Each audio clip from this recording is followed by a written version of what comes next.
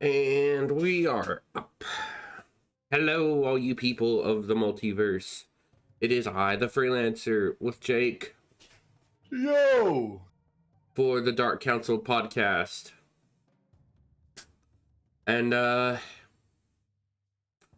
so, few things. One, Little switch up. little switch up. I've been sick this whole week. So not only could I not really get into the vibe of trying to get through any recordings done this week, I also have not been able to get the notes for the original topic, which will be instead next week's topic. So that means Dark Empire will be our last podcast of this year.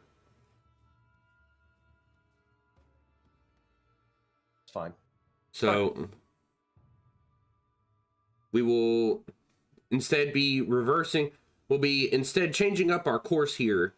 So instead of this week being Thrawn, next week will be Thrawn. But thankfully, I was given the saving grace that there was a topic I could discuss this week. Oh. Because as if the Force or fate or whatever the fuck you believe in came out to basically give me a backup in the form of the latest Star Wars series, that being Skeleton Crew. I've heard about this. So That's all I got. So Skeleton Crew, I've mentioned this one before, and I've had a lot of apprehension about this, mostly because a lot of people tried to pin it to a Stranger Things aesthetic.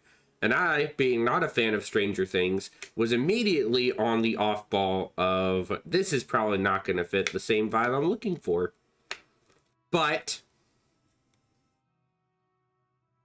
I woke up like 3:30 Tuesday morning, didn't have much else to watch, and decided, fuck it. I forgot Skeleton Crew came out because I saw in my feed all my fucking Star Wars YouTubers I follow, Gentech, Eckhart, all of them were posting up stuff about it, and I'm like, God damn it! I had completely forgotten that I have been so out of it the week that I thought the 3rd was gonna be a Wednesday. So, Oh, no. nope. Nope. I also had to think real quick. I was like, wait, wasn't it? Nope. Wait, no, hold on. I'm Nope. going backwards in time. Give me a second. I'm counting days. You had to put on the old man cap for a second. Oh, man. I have an old man cap. Oh, fuck. It's in my car. I'm not going out there for it. But yeah, no, so yeah, 3:30 in the freaking morning, I decided I'm scrolling through on my dad's Roku because I'm not going back to bed because I was still too sick. I'd load myself up with Benadryl and shit to go to bed, and went to bed, had the most restless night of sleep, woke up like 3:30, 3:40, somewhere around there, went into the living room, turned on the Roku, turned on YouTube, looked through, saw YouTubers posted stuff about Skeleton Crew. I'm like, shit, guess I gotta go watch this. And I'm like, you know what, this works, I guess. This works out. And so I spent like an hour I spent like an hour 20 going through watching the first 2 episodes because they did a 2-episode premiere. So spent through watching that. Went in with as of the Acolyte and Jedi Survivor, very apprehensive nature towards what Disney is putting out. Well, some people like Jedi Survivor. I, on the other hand, was not. I don't really care for that one as much. It had a lot of cool ideas, but I don't care for how it ended. That's fair. I'm going to show my bitchness right now. That game's hard. I can't play Star Wars Sekiro. I can't play regular Sekiro. The worst part is I liken it especially with the second one, I liked it less to stuff like the From Software games and even more towards the titles like God of War. It very much leans into God of War Force Unleashed almost. So I can see God of War, but God of War is only like that for like boss fights. Exactly. Yeah, so the action, the action and the action and the UI are more or less the same. Yeah. But the gameplay is, hit them till they stagger, or defend and parry till they stagger, then get them. Hand them the ass. Yeah. I have no rhythm, for I am incredibly white. So I cannot do these things. I have managed to... I just have the ability to... I just have the ability to read things like that. Eventually, I'll get the formula. I'll find the formula and I'll download your DLC, and then you'll be done. You'll hit them with I understand it now. Yep. That one moment of clarity, and then the whole boss fight just becomes super easy. So yeah, no, but I went into that very apprehensive, and with all apprehensions in mind, came out of it actually kind of enjoying it. And not in the same way. Star Wars? Cringe. Yeah, because much like fucking Yu-Gi-Oh!, Star Wars is one of the biggest hating communities out there. Dude, it's so cool to hate Star Wars. So bad, especially if you're a fan. Dude, it's even worse because even actors have acknowledged that they are very apprehensive about playing playing any role for a Star Wars thing, expressly because of how bad the social media backlash will be. Yo, that's insane. They are Maybe terrified to get a bunch of like no-name actors in there now.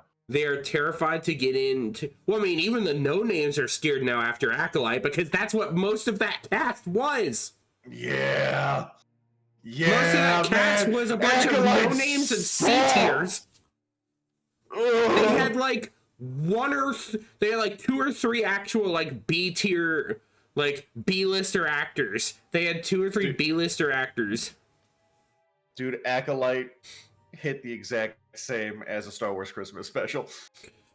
No. You're right, it's worse. I like the Star Wars Christmas special. Expressly because of the action, the Acolyte holds a candle over it. Oh. Expressly because of the action, because I still stand. That is some of the best choreographed action scenes I've seen in a Star Wars thing. Yeah, too bad. Too bad it's fucking story. Too bad the fucking... Oh no, the fights made sense. The context for the fights was either dumb or was very loosely detailed. Yeah. Like the one guy who's like, I'm just going to force push people around. It's going to look really, really cool. Why'd you do it?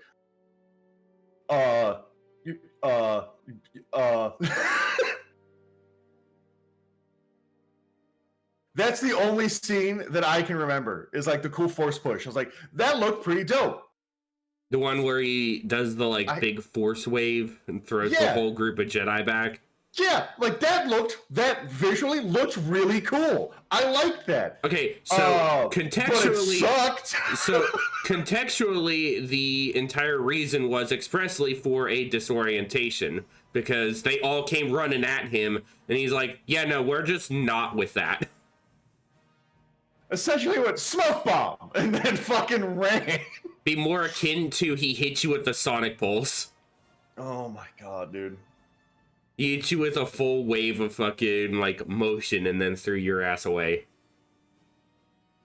So, but I went into this, I came out of watching Skeleton Crew actually kind of interested in this one because visually, cinematography is some of the best we've gotten since the first season of Mandalorian and Andor.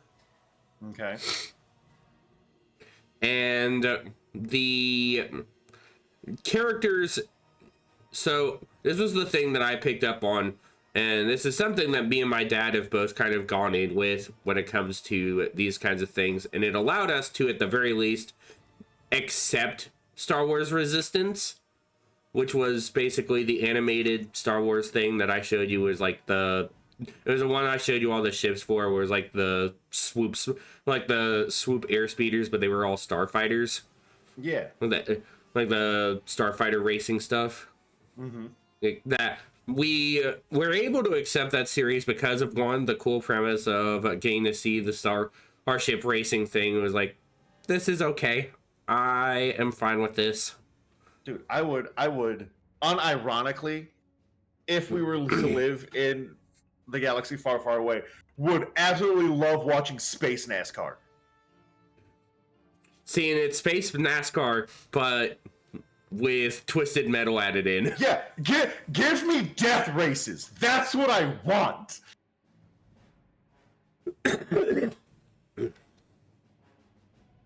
But yeah, no,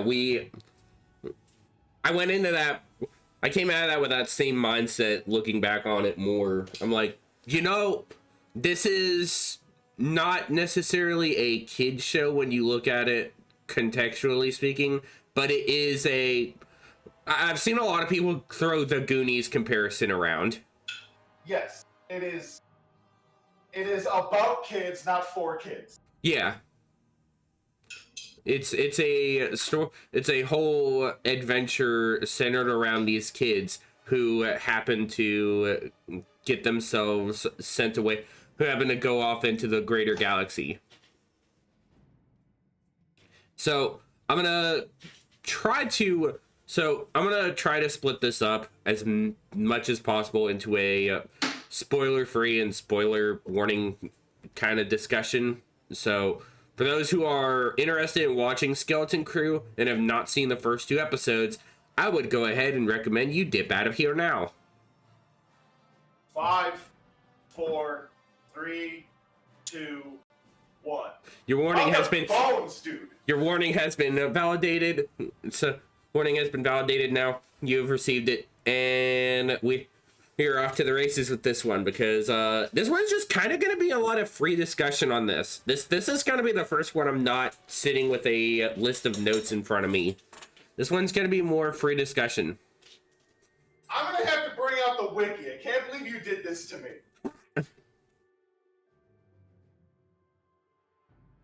I haven't seen it.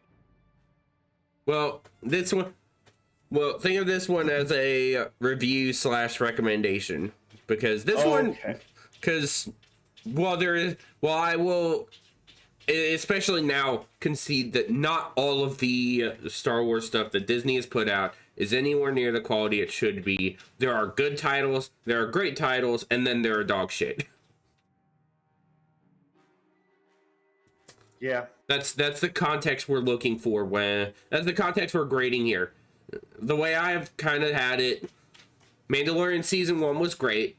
Mandalorian Season 2 was good. Book of Boba Fett was good. Kenobi was...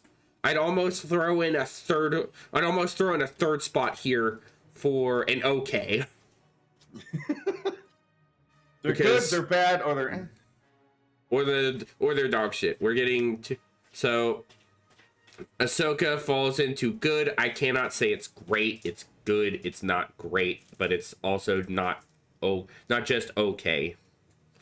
But that's also due to the fan wankery and Ray Stevenson doing a fucking awesome job as Baylan Skoll. Getting to pull off like this really cool fight scene with Ahsoka, where it's almost like samurai versus knight, almost, in the way both of them fight. It was actually really fucking cool. Nice. That and getting to see the whole, like, world between worlds thing with Anakin, and, of course, we got our boy Thrawn back. You boy! And not only is he back, but he also got Night Sister. He also got Night Sisters with him, and a whole host of possibly undead stormtroopers. Uh-oh.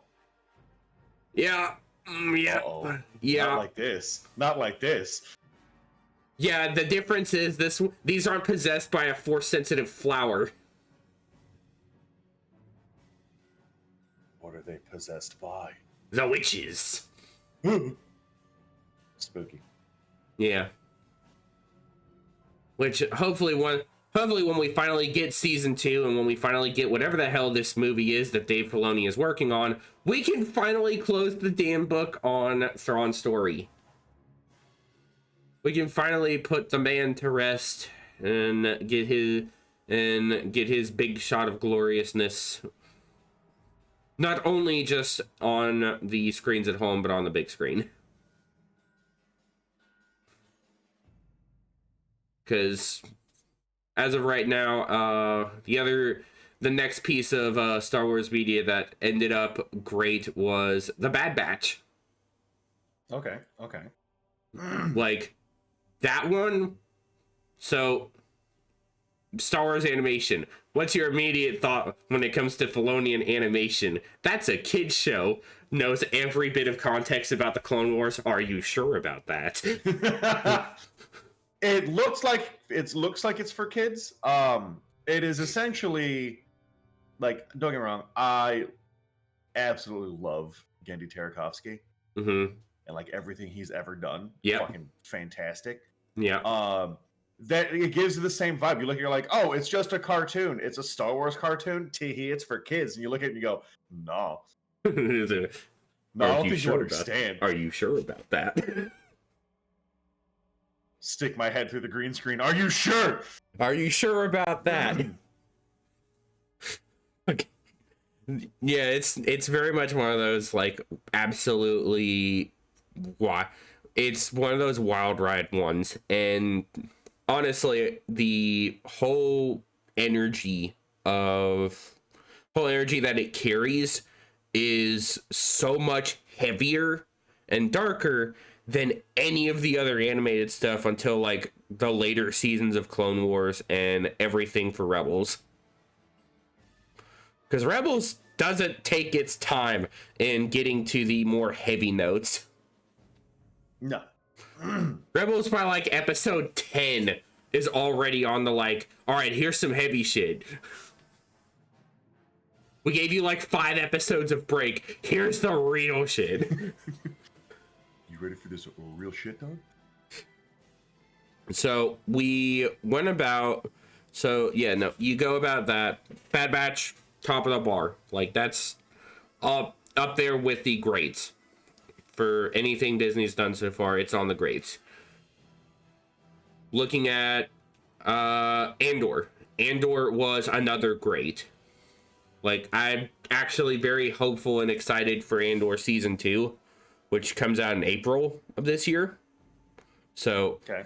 Where's coming up year? Yeah, it's going to be interesting. I thoroughly enjoyed Andor.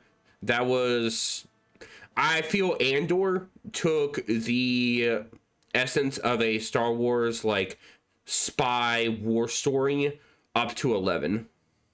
Like, it took that essence of what needed to be the makings of a Star Wars, like, espionage spy story and bumped it.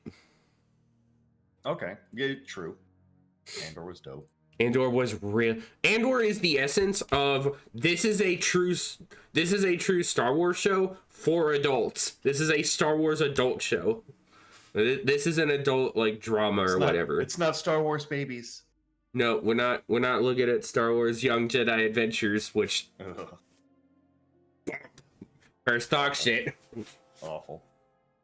First dog shit, mostly because it reigns extremely from the High Republic era.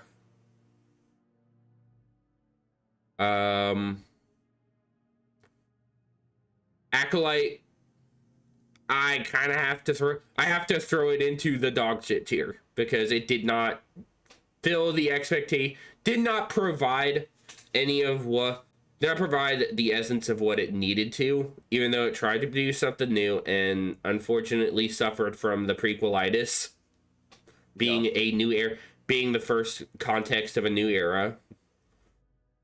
And while it provided some infinitely better fight scenes than whatever the fuck we got from the sequel trilogy, which dog shit, dog shit, dog shit.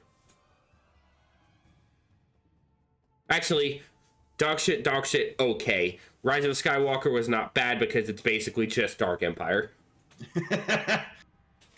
It's just what we love already. Back again. Can't believe I turned this talk about Skeleton Crew into a fucking Star Wars tier list for everything Disney's done. Didn't know I'd be doing that today. Hey, it happens, man. It'd be like that sometimes. Anytime we talk about Star Wars, it's a tier list, essentially. We start discussing the things we enjoy the most and the things we hate. It's unfortunately the dichotomy of Star Wars. I don't care what people say. Unfortunately, it's like 40K. You're not gonna find everything enjoyable. Star Wars and sci-fi in general tends to have this whole thing of you're not gonna find every aspect of it enjoyable, but you will find your niche that you will enjoy, which causes conflict with the entire rest of the fandom. That is why fandoms like Star Wars and 40K are so heated in their like fan rivalries. Yup.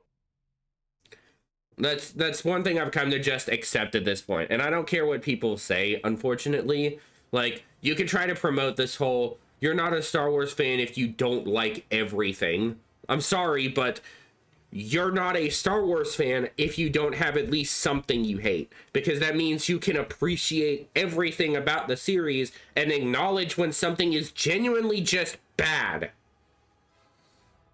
That's the showing of me to a true fan. There's a difference between a fanatic and a fan. No, just like product and consume product. See, and then you tip the fanatic skill into just corporate drone. Yeah. And unfortunately, I don't care if Disney ever tries to fucking sponsor this. We ain't no shows unless we can feasibly promote the product. I was about to say, if you fucking get a Disney sponsor on this shit, I'm walking. How dare you? Yeah, this won't ever get a Disney sponsorship with how often we shit talk them. Dude. You know, Edcard's Ladder actually got his, like, early viewer thing revoked. Really? Yeah.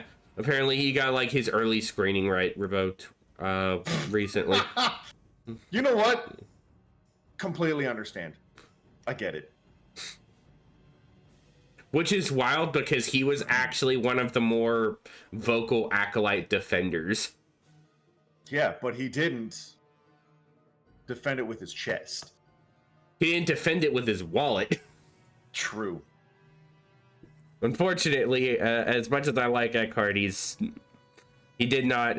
I approve of what he said when he and Corey Luzes did their tap calf thing. They talked about They've talked about Skeleton Crew already, and they Eck mentioned like already being off their screening, and like the only reason he's even got Disney Plus now is expressly because Skeleton Crew came out. Because it's new Star Wars material and he's a Star Wars YouTuber, so yeah, it makes sense. It just makes sense. Yeah, no, we're the over under, like I said, for Skeleton Crew, pretty much the over under trying to reach that is right now with 2 episodes out and more coming every Tuesday is I think what they're airing every Tuesday is supposed to be a new episode. I've been on and off actually keeping up with that stuff and trying to, and like I said, I had completely fucking forgotten that it was coming out. And so my initial viewing is it's actually, as of right now, I'd say it's on the good scale. It is not on the great scale, but it is on the good scale. So it is a enjoyable time and has enough to latch me in just from these first 2 episodes. Because, and I'll also note that I wish the second episode was, I agree with a lot of people. I wish the second episode had gone a little longer, because they end it like 26 minutes, like 26 minutes in. So they kind of give it like the 30-minute treatment. Okay. That's current day 30-minute like episodes is insane. I mean, it wasn't even real 30-minute, because you got to remember with Disney Star Wars stuff, you have like 40 minutes of the actual show, 5 minutes of prologue, and then 20, and then like 7 to 15 minutes of freaking commercial, or like credits. 15 minutes of next time on Dragon Ball Z. Not even. It's straight up just 7 to 15 minutes of just credit roll. Gross. Like, you'd hope there was something at the end, given how much length is there. Like some fucking Marvel shit where you have like a sneak peek of like a after credits thing. But no, you don't get that. Gross. Yeah, it's not great. It's not great.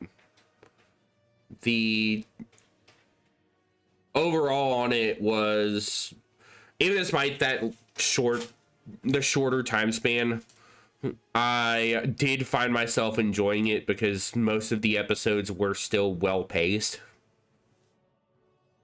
They didn't take too much time hanging up on certain things. And especially for me, as someone who doesn't like to spend a lot of early time like building up, I very much want to see things jump in and then get to the build up. The way this one opens off gives it a very energetic vibe, and establishes something that makes me curious for some of the overall plot of this. So like I said, there's a Goonies side of this where it's kind of like the kids going off on an adventure thing. And in the other side of this, you have a whole spot about freaking what is it? Yeah, this whole spot of like I'd almost say it's like a pirate adventure. You get the Goonies thing, but it almost comes off as like Goonies meets Pirates of the Caribbean in Star Wars. Okay. Which, in both instances, I am very much okay for. Not entirely against that vibe. We'll also say so far that characters are,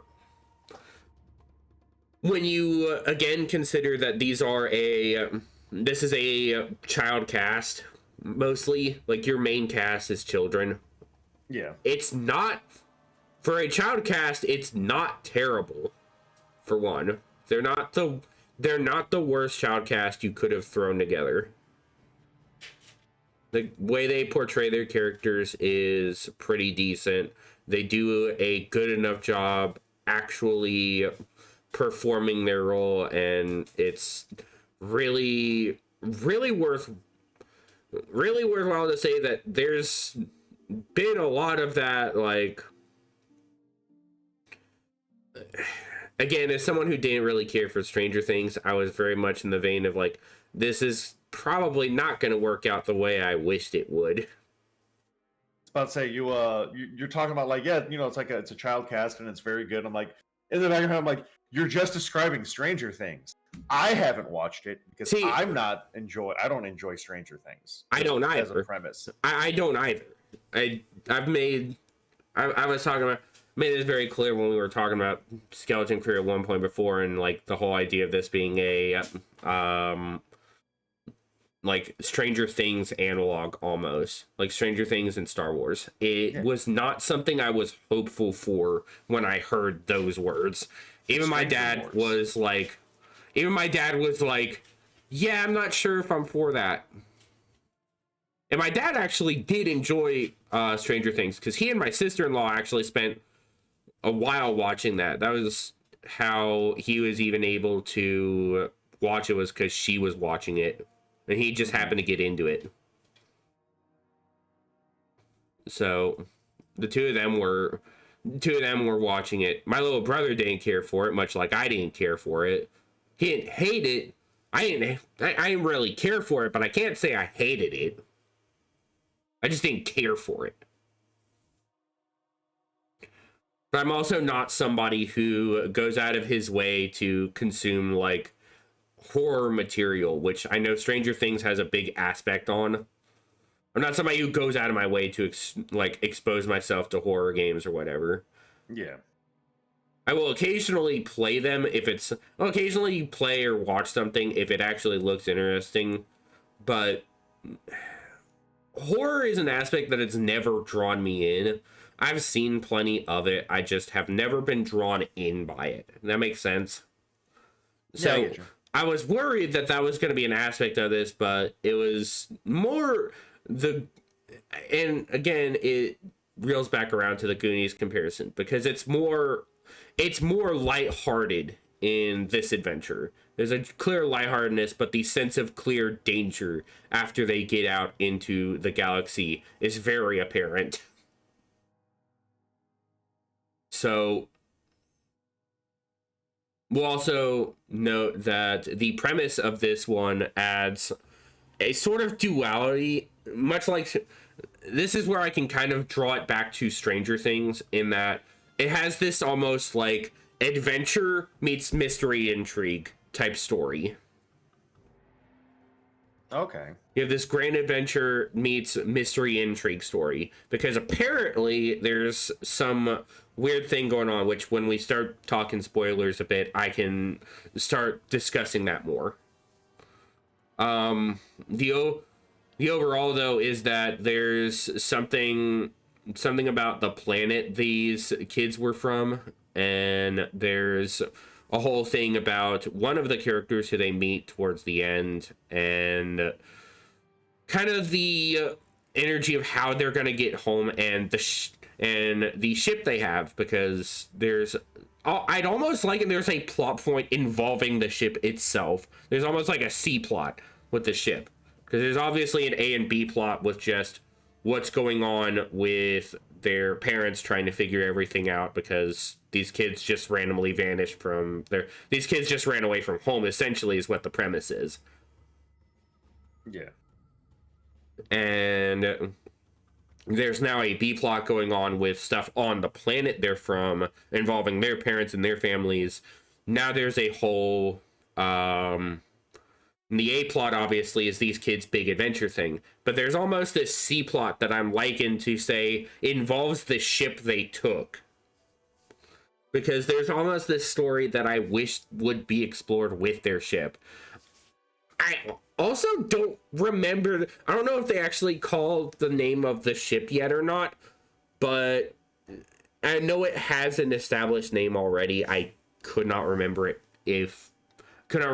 at the immediate, but it is one of those that was very interesting. It's one of those actual designs, like, you see this thing and this is like, yeah, that's 100% just a fucking Star Wars ship. Like, that is a Star Wars ship if there ever was a Star Wars ship. And I could probably find an actual design. I could probably find an image of this ship. Give me a second. I'll try to see if I can actually find one. And ship. Oh, they actually have a name. They do actually have the name for the ship. And guess what? It's printed with the leak for the Lego set. Yeah. Gotta love Lego leaks. Gotta love them. Apparently the ship's name is the Onyx Cinder. That's a pretty good name. Let's see if I can actually get a good shot of the... Let's see if I can actually find a shot of the ship that isn't just the leak of the Lego. Oh, that's the best way to find out shit, dude. I mean, I can provide the Lego image if you really want it. I do, actually. I would like the Lego image. How did you know? I would love the Lego image.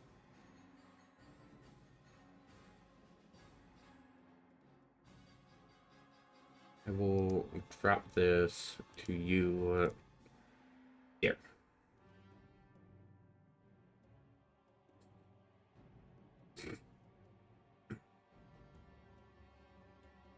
Hmm.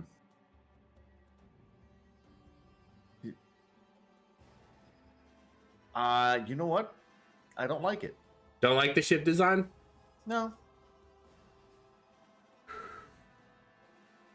Yeah, so far there has not actually been much showing of the ship on images, so that's kind of the best shot we got.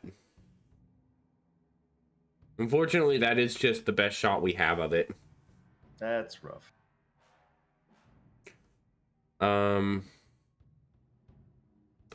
Until like more images of the ship pop up. Now, interior wise, it very much feels Star Wars ship, but looking on the outside and seeing the Lego set of it, like, I could see where it's a Star Wars ship, but I don't know if I'm not entirely sure I care much for the look of the ship. It seems it's a block. Yeah. It's a block with wings is I think where your issue with it is. Yeah, it's just look at my cool rectangle. I put jet engines on it. It goes in space. What? I mean, that's kind of the same thing of it's kind of the same thing with the ship from Outlaws, Cave S's ship. I think actually I wasn't a fan of that ship either. I don't know if you've seen a full image of that one.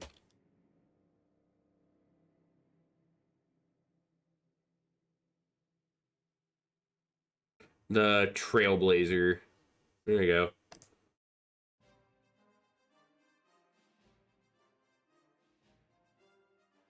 Yeah, it's another instance of fucking brick. Stop giving me brick. I don't want brick no more. Like that. It brick. That looks like a fucking Elite Dangerous ship. Yeah, that's almost where I'm at with it. Is like it's almost an Elite Dangerous ship, but again, brick.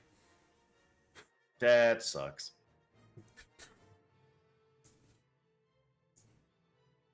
And thankfully it's not like the dumb fucking Resistance transports where it's a long ways brick.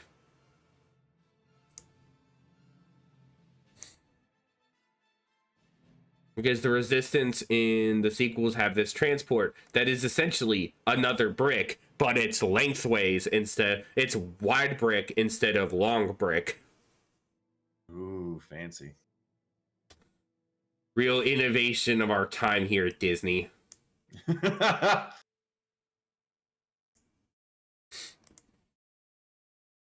But yeah, no, we went about. So there's the whole thing with the ship that, again, while seeing the Lego design at the very least, I'm not impressed with it. But interior wise, it very much feels Star Wars ship, and the interior of it almost makes me want to be reminded of the Ebon Hawk almost. Yeah, I could see that. The way the interior of the ship, when you see the visuals of the interior, it almost feels like the Ebon Hawk from the KOTOR games. Just because of the way the ship kind of maps itself out. It's not... Shockingly, it's a very spacious ship. It's a pretty interesting craft. It's interesting shot of the actual ship emerging. And I can't say this one's a spoiler because it's literally in all the fucking promo for this damn show. The ship literally bursting from the ground. But actually seeing the shot of the ship taking off from within the ground, I'd say is a much better shot than seeing the fucking hunting packs of Star Destroyers just break the earth in Rise of Skywalker. That's fair. It is a much more interesting shot because it's way more active. Because you're actually seeing the ship power on instead of just it's lifting out from the planet. You said the planet like fucking Sonic Dub said the devil. God damn you. Shadow. The brain rot is real with you, isn't it? The devil, dude, it's bad. I'm a third of the way through my coffee, so hopefully it'll go away. Here's the joke, Chad. It won't. Or it'll get worse. Here's the joke, Chad. It won't. Coin flipping if my brain rot is worse or not. Yeah, honestly, there isn't a whole lot else I can really say. Like, I guess I can also discuss the actual planet where these kids are from, which I won't say the name of until we get into the spoiler stuff, because the name of it does tie into the B plot. Ties into the B plot and is very much the core of the A plot. So that's the intertwining point, is their planet is essentially the net that holds the other parts of the plots in. Because it's a matter of how did this ship get to this planet? Where, what's going on this planet? And how do these kids get back to this planet while having to deal with pirates? Because outside that, I really can't.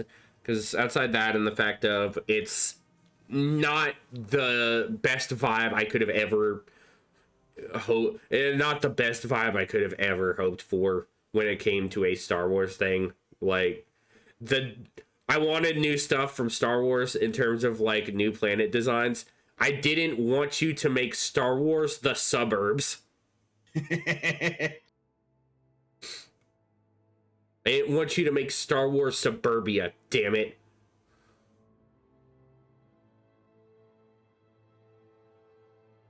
Say that for when you upgrade your fucking Disney park.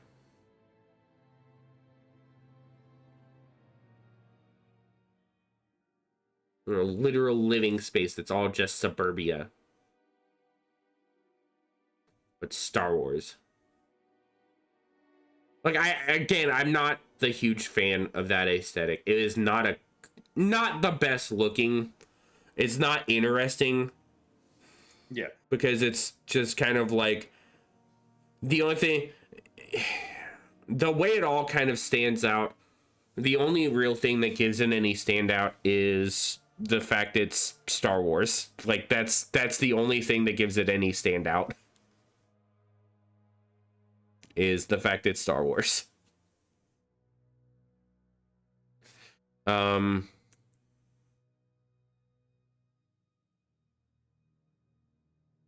But as of right now, I do still enjoy it. So at end of this whole like non-spoiler bit, I enjoy a lot of the design of the stuff overall from this, but the Star Wars Suburbia still is something that doesn't quite sit well for me. Doesn't sit well enough. Understandable. But then I guess now we can, but I'm still enjoying it 2 episodes in. We'll see how I feel after this coming up episode on Tuesday. We'll see if my vibe changes at all. Here's to hoping. I mean, honestly, if it improves it, I'm all for it. If it doesn't change it, honestly, I still think that's better. Because if it takes a downturn, we may start having problems. Because I've already been on I was already on the fragile bin before going on into this, so I'm really hoping this show can keep my interest.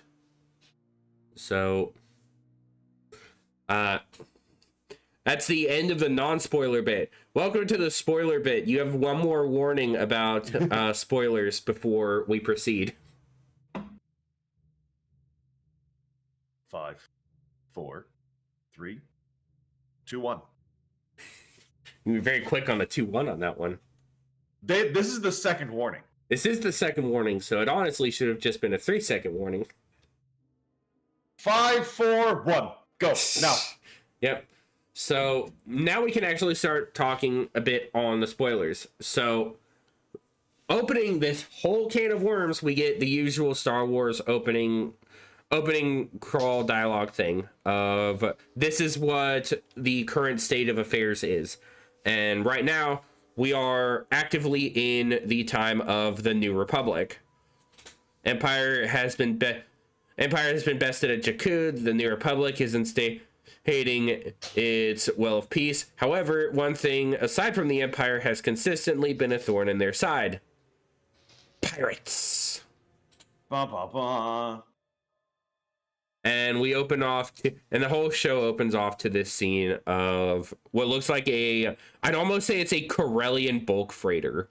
It looks very much like a Corellian style bulk freighter, which for you and me, we like our Corellian ships. Yeah, we do. So seeing this thing was really cool. I'm going to see if I can pull up another image of it, because I'm going to try to pull as many of these refs for it as I can. Images.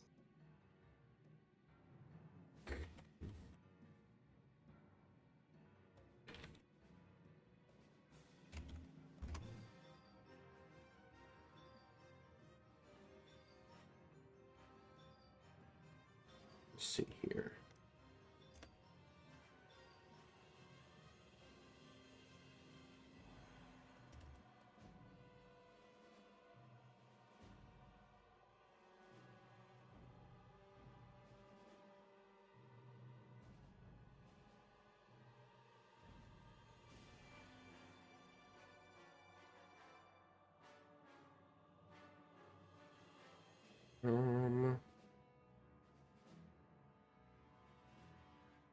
We not have a reference of this ship yet. It does not look like it. Shame. I imagine stuff for it will... Hang on, let me see if I can...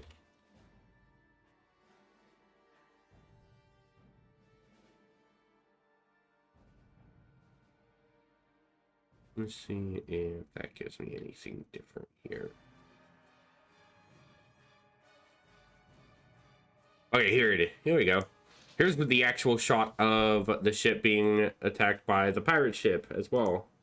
You get like a very brief shot of what the pirates ship looks like that is attacking the New Republic ship in this opening, after the opening scroll here.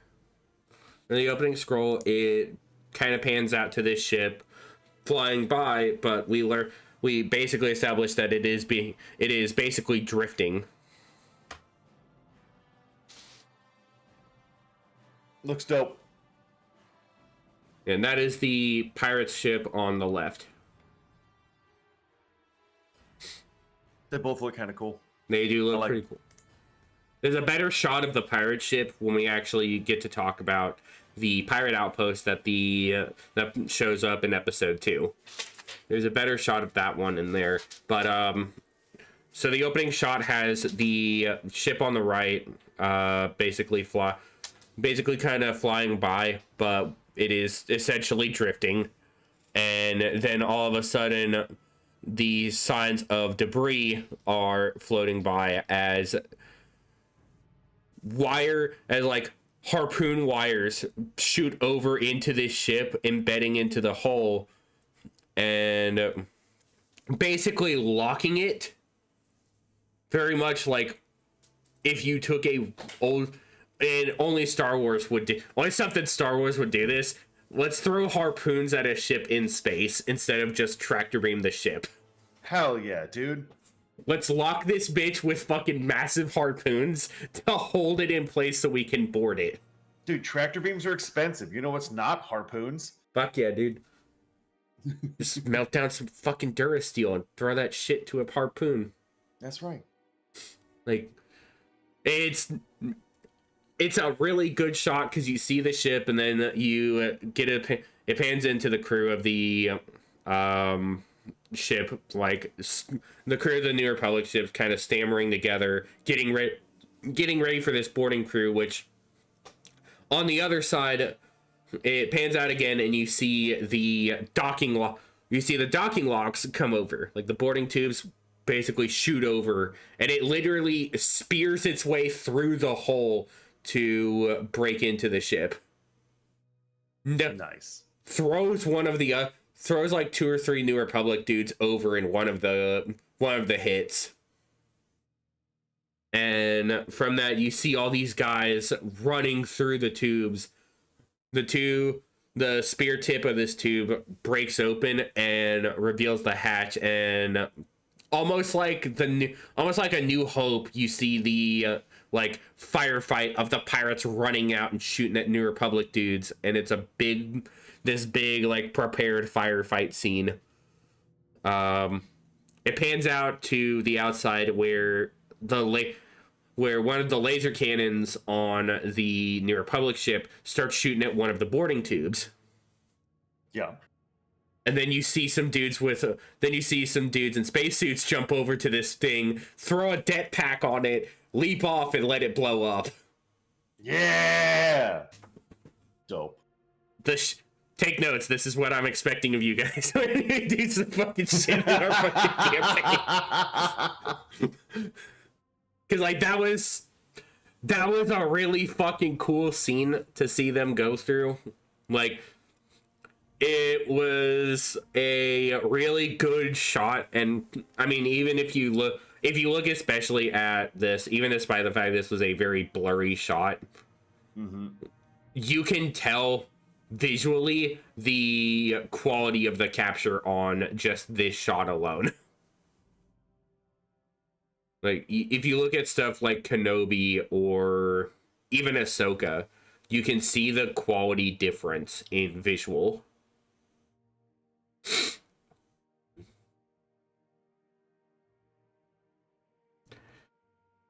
God, shit looks cool. Yeah, it is a really good shot, and there's also another bit which one of the alien dudes runs out and he gets shot in the eye. He's still walking, but now he's got this big fucking he's got this big burning hole where his eye is now. He turns and shoots the guy that just shot him in the eye and keeps fucking going. Hell yeah.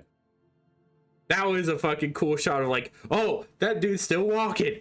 Oh, that man is super fucking dead.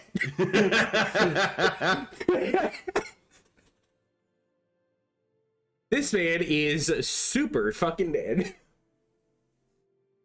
The deadest man to ever live. Die? One of the two. You lost yourself on that one, didn't you? Lost the plot, man. Lost the plot. Well, back on the plot.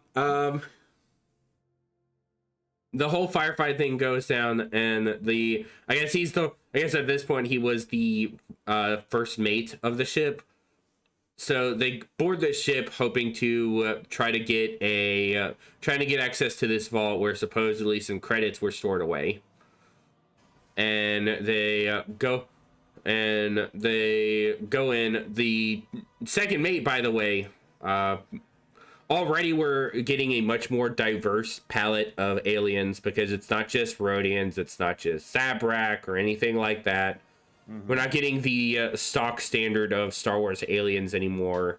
We're still getting some trademarks like some Nikto, some Weequay. Okay. I think there's a Rodian in there somewhere. That's kind of part of the course. Rodians are pretty trademarked at this point.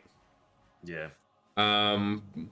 But there's some more outlier ones that we haven't really seen much of. We see some Ishi-Tib, which are like the bird face, like the bird beaked guys from the. Hang on, I'm gonna see if I can pull up an image of an Ishi-Tib.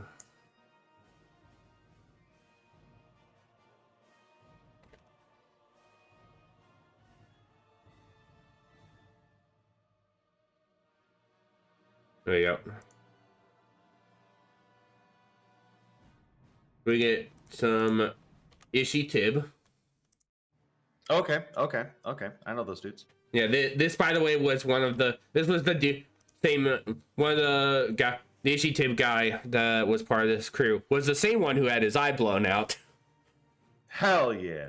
Had his right eye stalk basically blown out, and he just keeps on fucking trucking, dude. Another one, and I actually had to remember this one because I thought I remembered the race of this one, but I didn't originally. So the first mate of this crew was actually a Shistavanen, which are basically more badass Bothans. Yeah.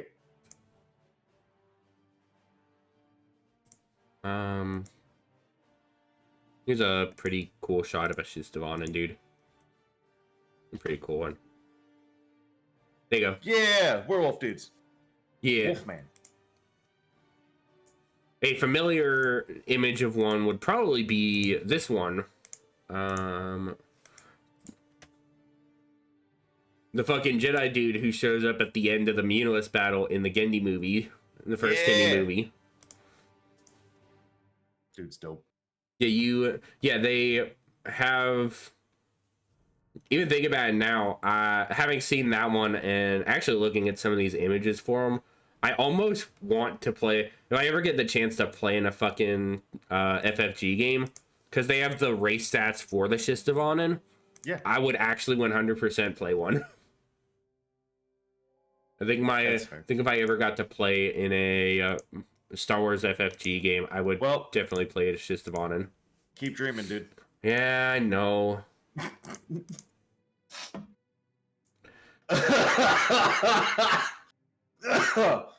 Choked on my coffee. I can't believe you did this to me. Slowly killing you one laugh at a time. One laugh at a time, dude. Inhaling coffee into my lungs, one laugh at a time. But yeah, no, he pops out, and then this dude with I'd almost say the mask he has was very reminiscent of like Leia's Bosch mask from Return of the Jedi. Okay. The mask he had was very similarly styled. Was not the same mask, but was very similarly styled. Because I'm gonna definitely see if I can get an image of that.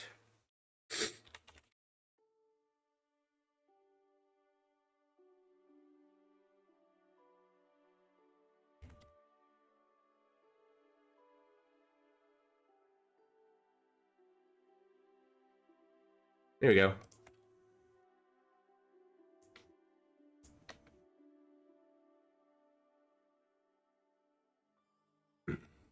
Okay. Yep, I can see it. Yeah, like it's very much not the same mask, but it is very similarly styled.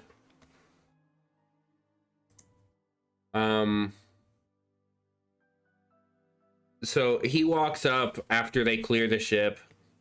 They grab one of the New Republic officers up who is saying this whole time like, this is a missionary ship. We're strictly delivering goods and supplies for one of our planets. And they are very clearly not buying it because the ship has a magnetically sealed vault. And so they believe that there is credits on board. That's fair. It happens, dude. And so they go about asking him to open the vault, and he spouts this very, I'd almost say programmed rhetoric about like, under New Republic law, so it's this like very clear attempt to like not answer the question but also give them a response, not answer their demand but also answer their response. Yep. And dude just gets fucking jobbed for it. So they end up breaching the vault open, and once they do, there is no money in the vault, save for one single chip. One single credit chip. It's fucking Fallout New Vegas all over again. Everyone's after the platinum chip. Well, it wasn't even that. It just was a single measly, like, one credit chip. Like, they went through all that effort to breach this damn ship, and they lost their guys over it, and lost it all just for one single credit. That's rough. So it wasn't a special credit. No, it was strictly just this single, like, it was like finding a penny in a vault. That sucks. It was like finding a penny as the only thing in this big fucking, like, super vault. Like, you enter the Swiss bank, and then all of a sudden there's nothing but a single penny. Ugh. And so, yeah, it's rough.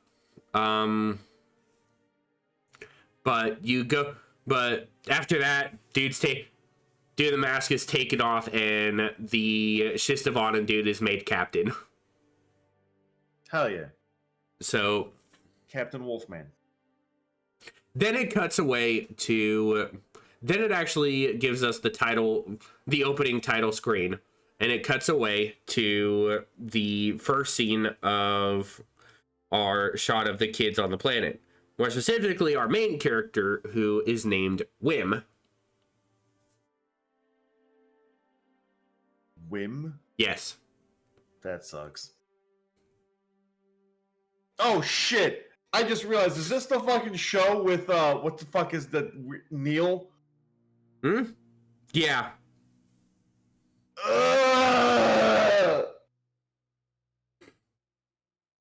I hate it.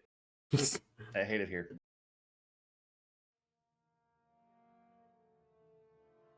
Damn it. I hate it here so much. So,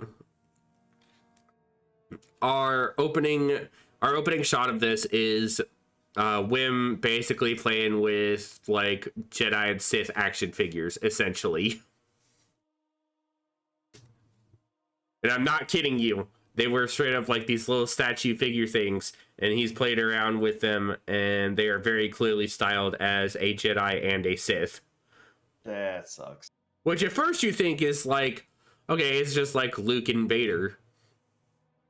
But... Uh-oh.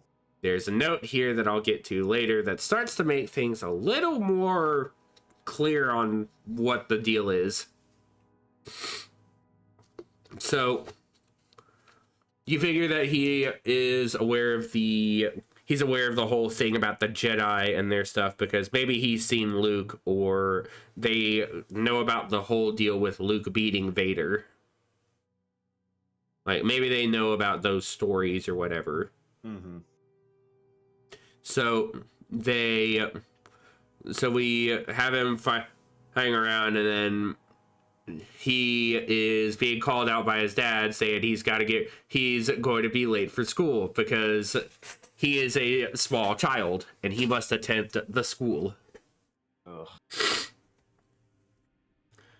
And his dad is supposed to be this his dad is this very, like, tough like, very, I almost don't want to say tough, but he's very much a,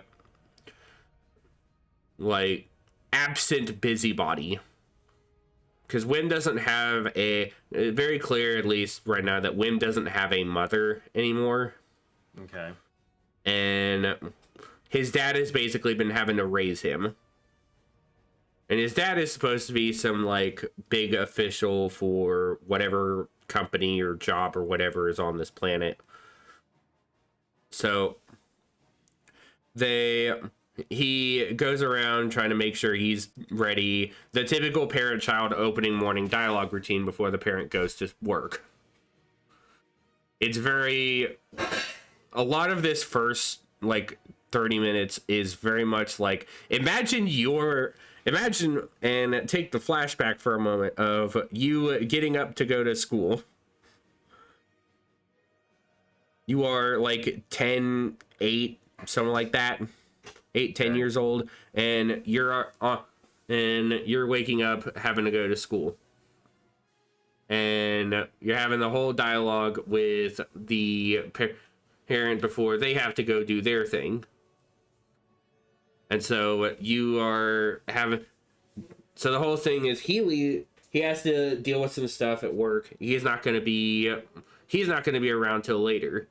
Okay. And so he gives this kid this pretty hefty stack of credits to basically go off, and because it's like a stack of like 12 credits that from the looks of it are probably like the equivalent of handing your kids pizza money. Is probably what it is. Here's pizza money, take care of dinner for yourself. Don't worry about me getting home anytime before you do. That's rough. Hey, he's just trying his best, though. He's trying to be the best dad he can be. I mean, I understand. Yeah, that's the thing here is he's very obviously trying to be best dad possible, but the whole energy with Wim is this is very clearly a bird in a cage style situation. Yeah. This is the young boy who is still trying to find. I just want to be free. This is the young boy trying to find his like ideal place in society, and as whimsical as it is, there's the pun, by the way. Ugh. Ugh. How dare you? No. I can't believe you've done this. Yeah, Actually, I can, because you're a monster. That's am a monster. Thank you for Thank you for noticing. He eventually goes off after his dad leaves, and he's off to school. He gets to what is effectively the equivalent of a bus stop or a tram stop in this case. And he meets with I guess you'd almost call him his sidekick character. Okay. And that being Neil. No! Man. I hate Neil. I hate Neil. I hate Neil. Dude, how come he's not, so for all, I know what Neil looks like. How is he not part of, oh my god, why can't I think of the Max Rebo? Yeah, why isn't he a Max Rebo? Why is he a Neil Race? That sucks. Yeah, he's just a clean living Max Rebo. Because Max Rebo, you know, he do some business. He looked fucking rough. But I mean, if you're stuck playing in Jabba's palace forever, you're probably high in some way, shape, or form. I'm curious because I know Eckhart did a. What is Neil's? The Neil Race, dude. Real.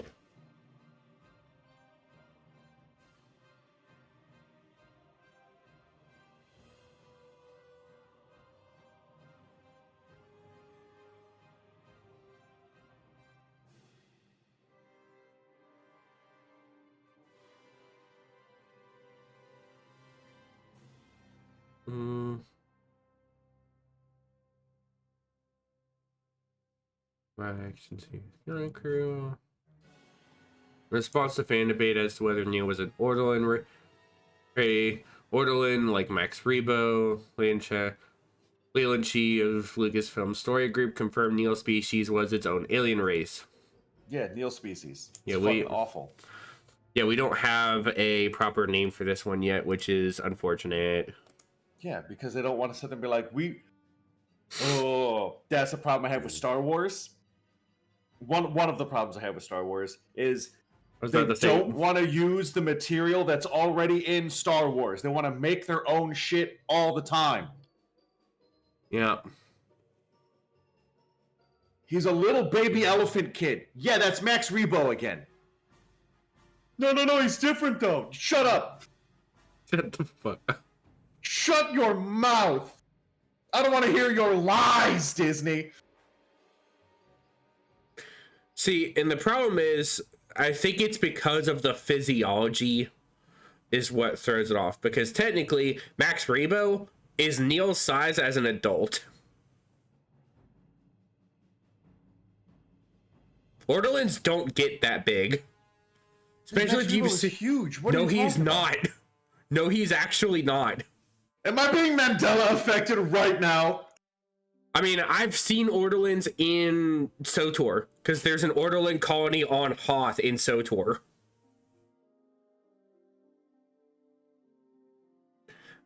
because you actually deal with them, I think, as the Republic. It's the Republic or the Empire. You deal with the Orderlands, or both. I don't remember. One of them you fight them, one of them you help them. Oh fuck! Has he been? I always thought those were hands. No, They are hands. they are. They are. But wait, I'm so fucking lost now. There's images where he's like, no, those are legs. Those are legs he plays with. He doesn't actually have arms. And then there's other ones where he has arms. What the fuck is he? He's an Orderland. Max Rebo, what are you?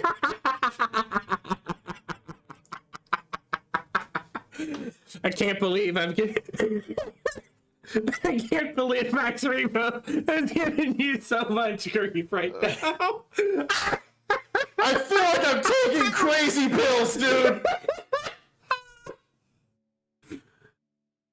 What the hell? I'm not even drunk. It's too early. Man, fuck Max Rebo, fuck Neil. They both suck shit. I hate them.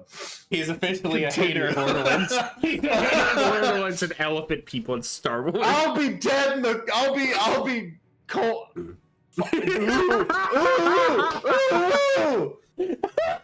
I'll be dead in the cold, hard ground before I recognize Orderlands and Gungans as my equals.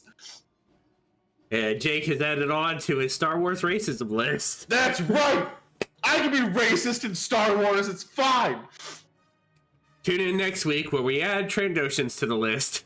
Trandoshans are dope, though. As long as you don't look at Kashyyyk, Trandoshans are cool. I mean, honestly, I was debating throwing in Nemoidians or Geonosians on there. Oh, Geonosians also. Fuck those guys.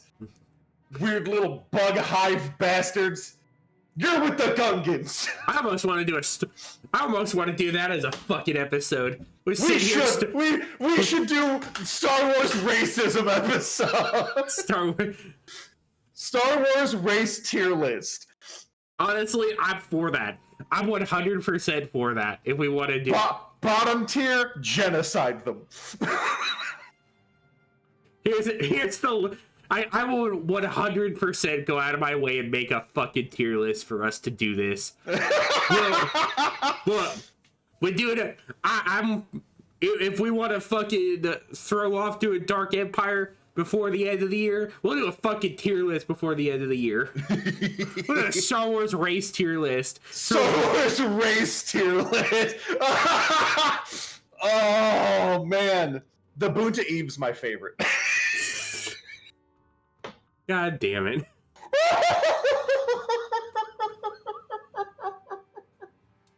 Oh. So fuck, dude. I love and hate Star Wars so much. We all do, Jake. We very much established this at the start of the episode. We love and hate Star Wars. There's so much to love, but just as much to hate.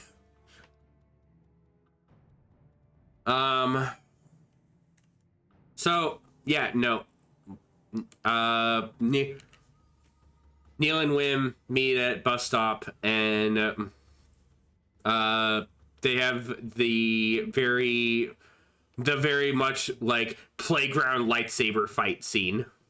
Hell yeah. They do the fucking they do the playground saber fight thing, and it stops all of a sudden when Neil just suddenly feels like the typical playground fashion when the ADHD kicks in, and then some other stimuli breaks your fucking concentration. Like, hold up, like I don't feel something right here.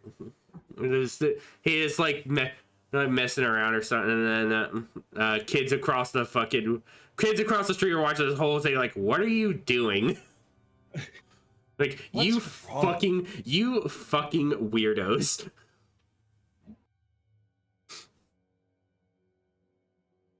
And then they all pop on. Then we cut away to them on the tram, and apparently the bus driver droid that drives this fucking tram has been driving these kids around so much.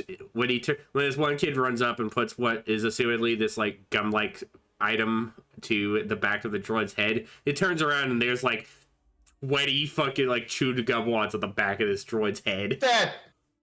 Don't be mean to droids. That's fucked up. It's I don't want to hear that from you. I want to hear you make that comment. You're the first motherfucker I know when we were talking about it one time. You were the one who straight up went, that little fucker deserved it. We were talking about some fucking droid and something bad happened, and you're just like, that fucker probably deserved it. There's a difference between that droid probably getting blown up and that droid being bullied. Don't bully the droid. Just fucking blow it up. Fuck it. Just fucking kill the droid. Kill the droid. Don't be mean to him. Just you're prolonging his suffering. Just end him. Just fuck. You guys are mean. Just game end the droid. Hear that? Don't ever don't take this to actual real life heart. But don't let your bullies just bully you forever. Just let them kill you.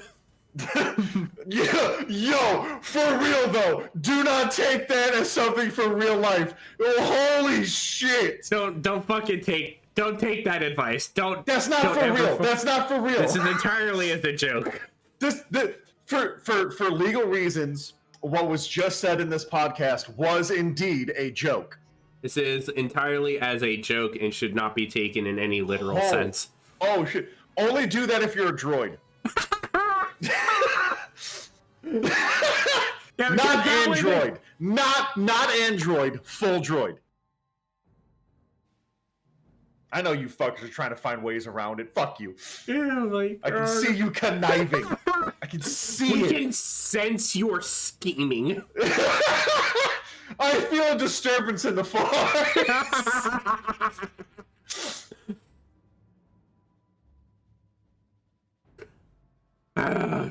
But yeah, no, they cut to the whole scene. They're riding on the fucking tram. They are Neil's just blankly chatting about something, and then we get this shot of Wim looking out the window, and we see these two.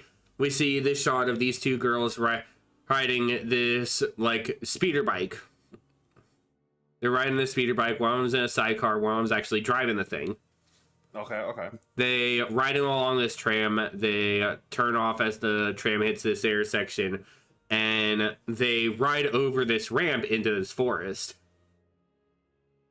And it's just like Wim just kind of like interested with that, like, hey, did you see that? Like, you see that crazy shit? What are you talking about? Like, he's the only person who watched these two kids riding this, what basically equates to a child's bicycle as a speeder bike, by the way. Okay. Because in Star Wars, you don't have bikes. You don't have bicycles. No. You have. Are you telling me these kids are fucking rolling around on swoops? The gangs start early. I mean, the entire premise for these two girls was they are modifying the shit out of their, like, basically child dirt bike. That's insane. They're like children's mini bike. They're pimping out their power wheels.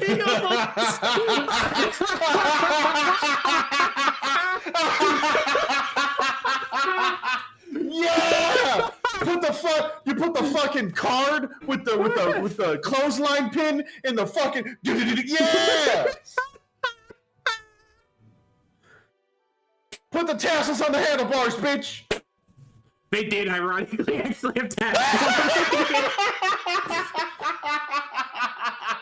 Yeah! Oh fuck! No matter how far along in the past and how far away you are, you still put tassels on your handlebars. Fuck yeah! Good. Yeah, they disappear. They get this. We cut to them at class essentially, and the shot. We had to see this whole shot of them like actually arrive at the school and riding this tram through the city, essentially. Okay. Which I'll admit, the cityscape looked a little more interesting than just Star Wars suburbia. That's ooh. Well, hold on. I don't think I've ever seen Star Wars Suburbia. Let me see if I can throw some images. Let me see if I. Because like I'm thinking of like the suburbs. I'm like all I can think of is like dusty towns on Tatooine. And then like Coruscant and like Nar Shaddaa. Let me. I think the only thing that gets close is like KOTOR's fucking Dantooine. Oh, that sucks. Yeah.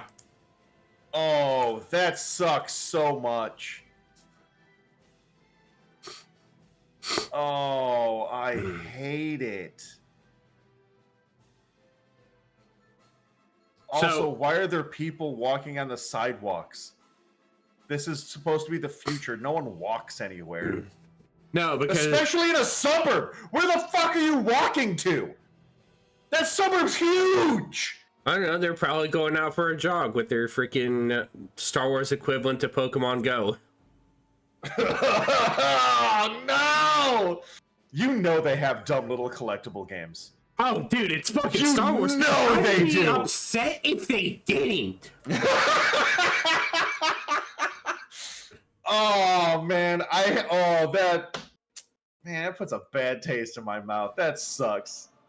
I don't like that at all. Yeah. There's a shit here. I gotta know what the Star Wars like video gaming scene is like. I have to know. Someone needs to delve deep into that shit. Look at you, Disney, you hacks. Do something original. Well, I mean, all you're doing is something original. But do something original that's good. So here's another shot of it. Here's another shot of it. Not a great res, but here's another shot of it.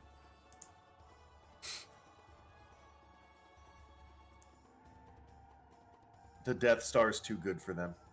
The Death Star's too good. That planet needs to go, and it needs to go badly. But the Death Star's too quick. It has to happen slower and more painfully. How dare you suburbanize my Star Wars? How dare you fucking white picket fence this fucking fantastical universe? God damn it, dude. I want to see grunge. I want to see, like, the underlevels of terrorists, dude. I want to see fucking grunge. Yeah, this is their shot of the city. It's just Seattle. Yeah. Yeah. Hold on. Wait. Hold on. Where is the studio that made this? It's fucking Star Wars, so more than likely somewhere in LA. Hold on. I gotta find out, because I swear to God, if they're based in like Washington, I'm gonna be so fucking mad. All you fuckers that was look out your window and went, we can make this Star Wars. Hold on. Skeleton Crew. The production studio. Yeah. Wikipedia, Star Wars Skeleton Crew. Created by blah blah blah. Starring composer, origin country, executive producer. Production studio for live action Star Wars Skeleton Crew series includes Manhattan Beach Studios in Los Angeles, as well as Industrial Light and Magic Studios in Sydney, Australia, and Mumbai, India. Production companies: Lucasfilm and Golem Creations. Golem Creations by Jon Favreau. Where I don't care about Jon Favreau. I wanted the fucking studio. Golem Creations.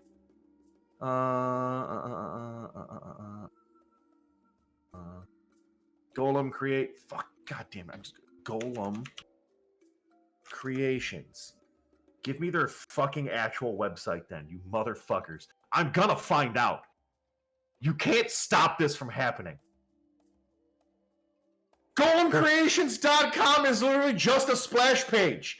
It's just a JPEG. Are you fucking for real? Golem Creations is a shell company. I fucking knew it. Golem Creations LLC Ltd, formerly known as Fairview Entertainment, is Jon Favreau's production company. Okay. Fairview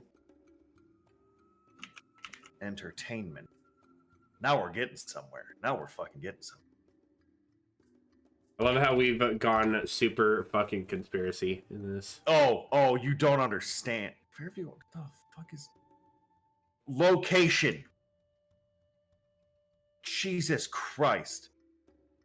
West Hollywood. All right. You fucking dodged a bullet this time, Jon Favreau. Okay. Boy was getting ready to throw hands over this, ladies and gentlemen. Dude, I was so ready to be like, oh, conspiracy theories, because that is actually just Seattle, and that bothers me. Yeah. You should show that to our friend. Be like, yo, this look familiar? And then he'll hit you. Yeah, no, there's a whole bit about they're going through the city a bit, and they get to the school, and they're in this class. All of a sudden, the droid that is teaching them is stopped when this lady walks up, and apparently she's this like big name official on the planet. Okay. And like she planetary governor type official around that area, yes. Hold up. Okay, like works in the office of the planetary like government. Okay, real question. When does this show take place? So here's the hitch. Here's the fucking hitch. I'm getting to this. There's a huge fucking point here. So remember how I said at the beginning that this show started with the opening scroll saying the Empire has been defeated and the New Republic has instated governance. Yes. Keep that in mind. Oh my god. Shut. Watch. Pan, just let me. It will come clear when we start talking about episode 2. Or it's okay. You got it. So will it be clear? It will, at the very least, imply what this weird thing going on with this. It will at least start to explain the B plot. Okay. So the kids are all going through. This lady shows up, and she spots Wim out. And initially, she's walking through this class, kind of like scanning all these kids up. Wim is sitting there on his fucking desk computer, essentially, looking over these. I'd almost say they're stories about the Jedi and their adventures. Like, this kid is very much wrapped up in the idea of wanting to go out and be out on adventures. Like, he could give less of a shit about whatever, like, white picket fence bullshit goes on this planet. Perfect, because white picket fences is dumb. And so she sees him doing that. He sees that in typical embarrassed kid fashion, turns that shit off. Perfect. She walks up to the front, and she's recognized as this official government, this big time government official. I could not tell you the name because, again, I was like half awake and only clinging to the most of the details that I could. I've not gotten a chance to actually like rewatch since then, but I was actually going to this morning, but I woke up way too damn late to be able to watch through, so I'm like, fuck it. I have most of the memory. I have most of the core memory in my brain anyway, so I have enough to at least explain everything. Eventually, I'll get to remembering. If I ever talk about the rest of this, which I may actually do when this series fully wraps up. Are you telling me this show is a core memory? No, it's just that I'm having to dig at whatever memory core this shit had, because again, I woke up at like 3:30 in the fucking morning, basically still fighting the tail end of the flu, and got into the living room to basically throw on something to watch until it wasn't like 3 o'clock in the morning. That's fair. Understandable. So this lady goes up. She's this big government official lady. She starts asking these kids about a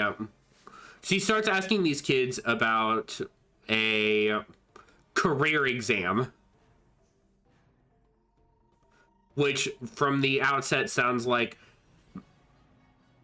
basically the fucking schooling programs that we've had to go through all of our fucking lives. But this one seems almost important in that this is the defining moment of this is the defining test that will decide your place in society. Okay, so it's the Futurama job canon. Yeah. Yes, but not as exciting. Fired. Okay, out of a cannon into the sun. Oh.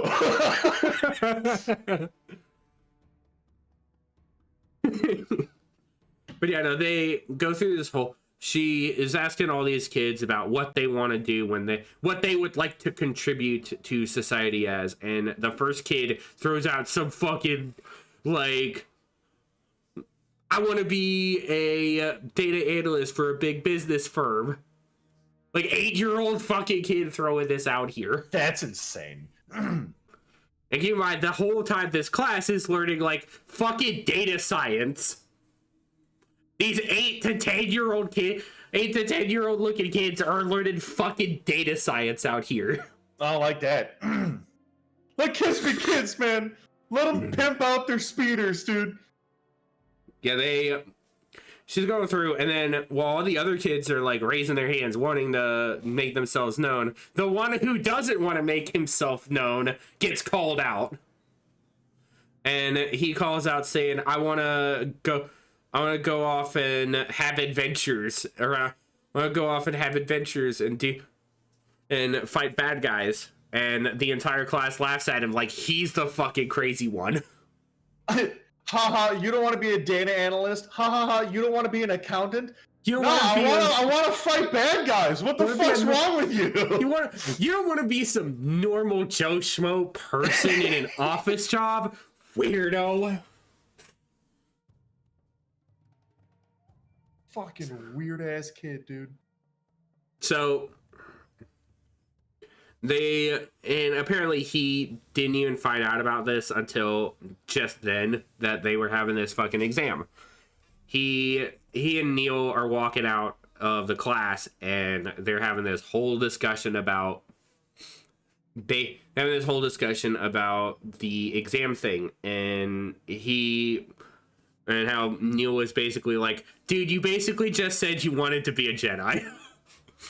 Hell yeah, I want to be a Jedi. Hell yeah, like my father before me. Hell yeah, I want to be a Jedi.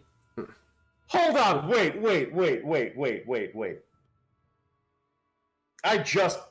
Dude, my brain is so fucking so. I just caught that you said Neil wants to be essentially a Jedi? No, Neil's making fun of Wim for... Neil's calling out Wim for like, dude, you basically just said you wanted to be a Jedi. Okay, so I did hear it right the first. Okay. Yeah.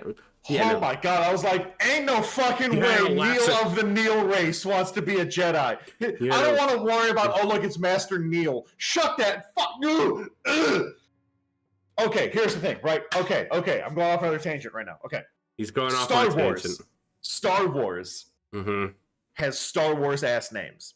And I make fun of the Star Wars ass names because they are indeed Star Wars ass names. And then you toss in someone named Neil. Get the fuck out. You couldn't even make it like a cool Neil? Like Nahil or something? No, his name's Neil. Shut up. Okay, rant over. You good? I'm good now. It was like a ghost that possessed me. Just had to leave me by being mad at Neil. We're fine now. This is fine now. All right. Everything's chill again. Yeah, no, they're walking around and discussing the fact that they have this fucking big ass exam coming up, and that Wim basically embarrassed himself in the middle of class saying he wanted to be a Jedi, essentially.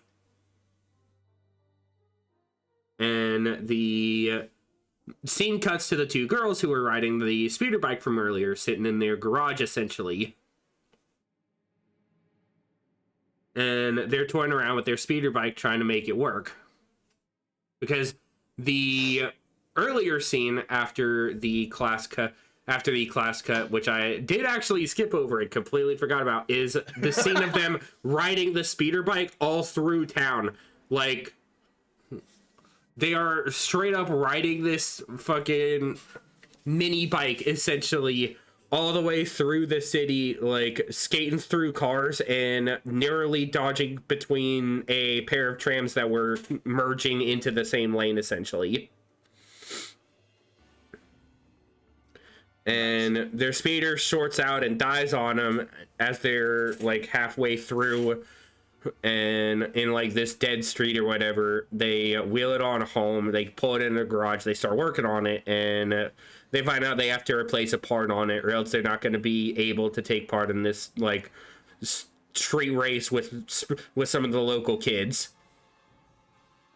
Local street racing youths.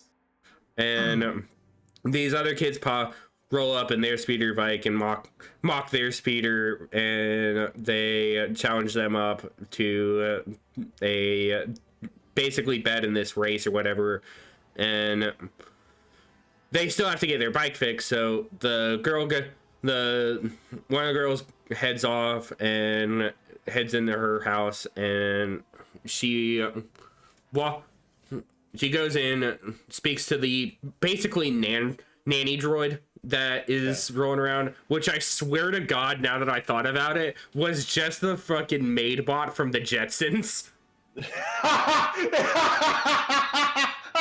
Yeah! Oh, that's so good. It looked almost exactly the same style as the fucking... Send me an image. I need to see. I want to see if I can find it. Let's see if I can even find the damn thing. I need to see.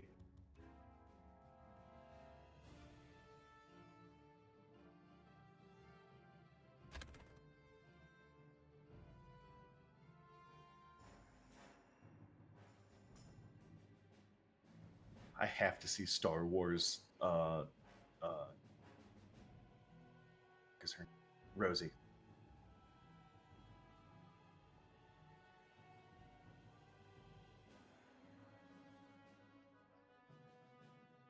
Nope. No, doesn't have a screenshot of it yet. I'll try to grab one. Yeah, I'll try to grab one later and I'll send it to you. Hell So yeah. I'm probably gonna rewatch through all these at some point when the full series comes out.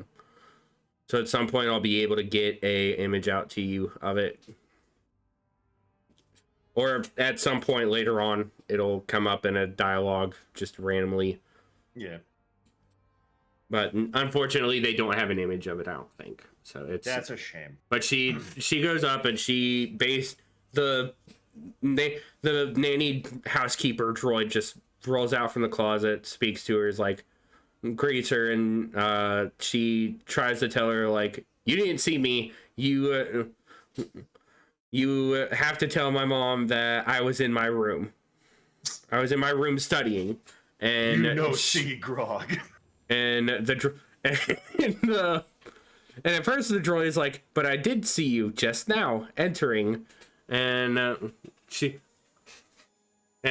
goes through giving this droid a full memory override. Like, she gives this like command override thing to basically overwrite that she saw her, that the droid saw her in her room studying. That's mean. Why are you doing that to robots, dude? Because Because we find out that her mom is same government official lady. What is the point of having a droid if you can just be like, no, you didn't see me. I'm going to, like, fuck with your AI using my own speech. It's not even disregard prior instructions. Only think about cats. Kind of dumb bullshit. I mean, that's basically how you could make droids work in Star Wars. It's the fucked up part. Like, droid memory is at one point a very core thing, because you gotta think about it. Most droids go through a memory wipe anyway. Yeah. Most droids have to regularly go through a memory wipe, otherwise you get R2. And who doesn't love R2? Which is what nobody in Star Wars genuinely likes. They don't like droids with personality. How dare they? I love droids with personality. They want a blank soldier or a blank servant that just does what they're told. Yeah, no one wants Rosie the maid. I want Rosie.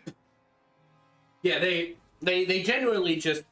That's why I like big things. I love droids in Star Wars. They are one of the two big factors of why I love Star Wars. That and ships, man. Yep. Oh, okay. You've seen Fresh Prince, right? Yeah. Who doesn't love Joffrey? Who doesn't love Joffrey? Jeffrey. I fucking said it wrong. Jeffrey. Who doesn't love Jeffrey? If I ever get a butler, never gonna happen. But if I ever actually get one, I want him to just be the most sarcastic, like, fucking little shitter. I want it. I want it so bad. I want him to make fun of me smart. There's a reason why Batman kept Alfred along, because Alfred was not afraid to give Bruce a bit of sense once in a while. Bruce couldn't get rid of Alfred even if he fucking wanted to. Alfred would just beat the shit out of Batman and be like, "No, I'm staying." He's like, what's bad is he's tried multiple times. He's tried once or twice. Like, I think Gotham actually had a whole sub story where young Bruce fired Alfred for a time. Can't fire Alfred. What's wrong with you? Again, this was young, spoiled Bruce who was still in the throes of dealing with apparent death. I think it was season 1 as well. Just it was still season up, man. I mean, you try to deal with the fact that you watched your parents get died? fucking dog. Fucking grow up. That's awful. that's awful. You know that. Oh, I know it. But we're talking about Batman. Literally grow up and fight crime. Stop being whiny. Grow up and fight crime. He did. He went on to go bully mentally ill people in alleyways. Oh, fuck, true. Went to go bully mentally ill people off what is basically fictional Detroit.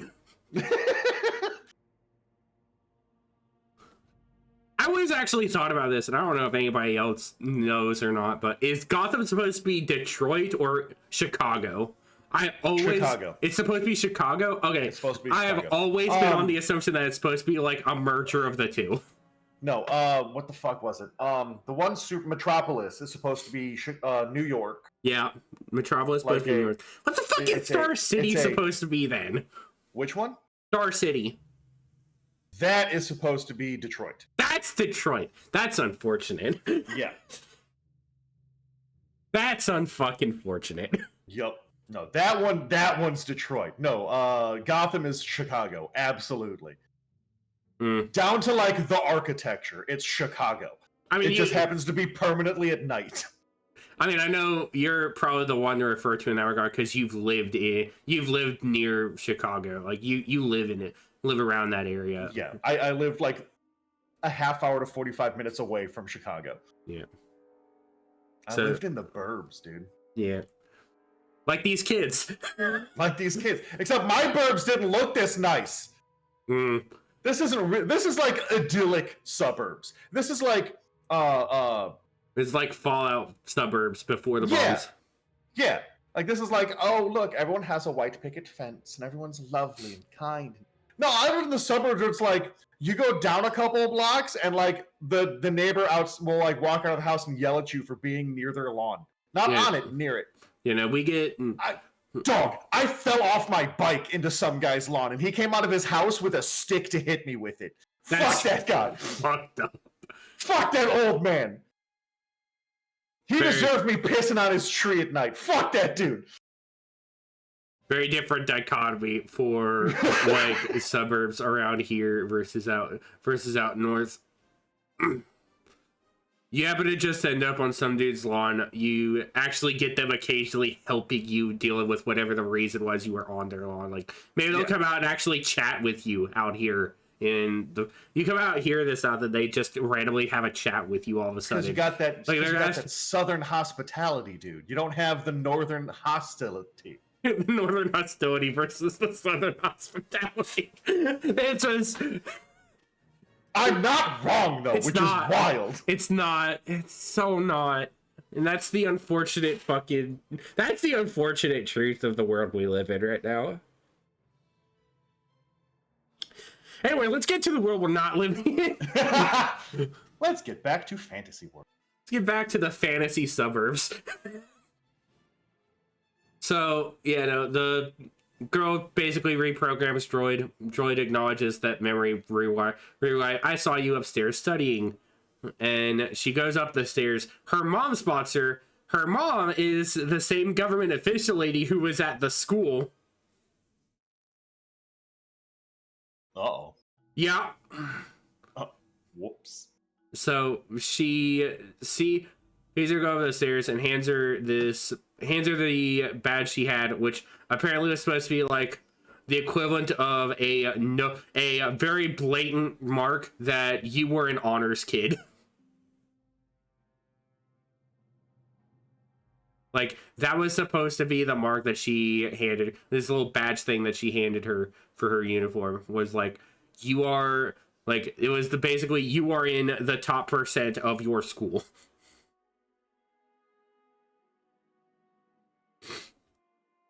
And so she goes up to her. You were the chosen one. She goes up to her room, and then we cut to Wham. He's dealing with his studying, and then scene cut. He basically his dad steps in. He talks to him, and tries to like assure him of the test coming up, and give the whole like, you're growing up now, kid. It's almost that time where you start having to abandon your childhood fantasies. Oh, that feels scummy. Yeah, you gotta grow up. You can't keep living this. You can't keep living this imaginary life anymore. Fucking gross. So he also tells him that he's not gonna be. He won't be there when he wakes up, and so it's on him to get himself up for school. Because he's got to make it for this test. What do you think happens? Does he actually get up in time to make it for this test? Oh, hell no. You know, so the next scene cut after he's sitting there on his fucking data pad reading over those same stories of the Jedi is this shot of him running after the bus and trying to catch up to it, having just barely missed it, by the way. Rough. Running towards the bus with toast in his mouth. Fortunately, didn't have the toast. Get hit by bus, isekai. So he decides that instead of trying to fucking pointlessly chase after the bus, he says he's gonna take a shortcut, and decides to try to take the path he saw those two girls go down earlier in the episode. So he grabs his own little fucking bike. He grabs his own speeder bike and rides it off through the suburbs, following their trail over to the ramp. Though he doesn't actually take the ramp. He stops at the barricade where this area blocks off into this forest. He gets off, grabs the bike, hefts it over, and then continues on. Which I thought was just kind of like, huh, you're in a rush here. Aren't you just gonna ride that ramp? Take the fucking risk? No, why would they be cool? It's Disney. They can't do shit that other kids can imitate that is dangerous. Well, the two girls did it. Yeah, but they're girls. They're allowed to. And another unfortunate fact of our society. Yeah, girls are allowed to do cool shit. Boys, just be dumb and sit there.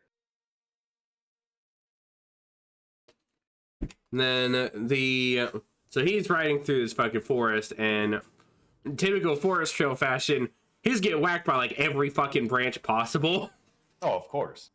Because there's no actual path through this forest. He ends up riding it through, and eventually he ends up rolling off into this like very deep, I'd almost call it out like a dried out creek, almost. It almost comes off like a dried off creek area. He goes tumbling down this hillside and ends up in this like deep, like very deep ravine. Well, not ravine. Again, it's like this like hill where you cannot, it's too steep and there's no steady foothold to climb out. And he's basically like climbing away, and he tries to climb up, and while he's calling out for help, he notices that when he makes his second attempt, he has unearthed something. There is ground that is not naturally dirt. That is what appears to be metal. Why is there metal in the ground? I mean, shut. Don't you be getting semantic. Don't you apply those on me. Don't you do that. Couldn't possibly be, oh, I don't know, a drainage pipe. You're living in the future.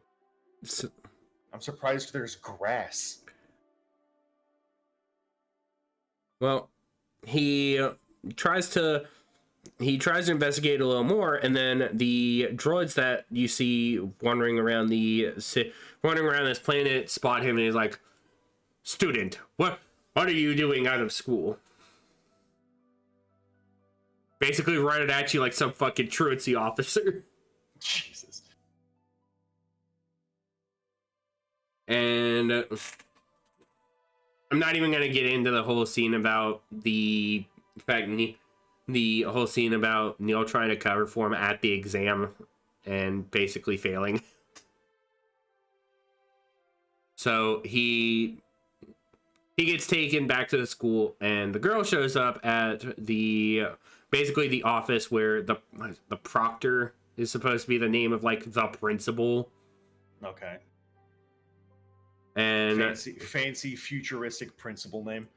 And so they go in, and they're sitting outside the office for the proctor, and he's talking to him like she's talking to him like trying to like make small conversation thing, having seen his data pad thing and him scrolling through stories of the Jedi again. He's very obsessed with these Jedi stories. When I grow up. Very obsessed with these slide. It almost seems like a picture book the way it's displayed on this holo slide or whatever.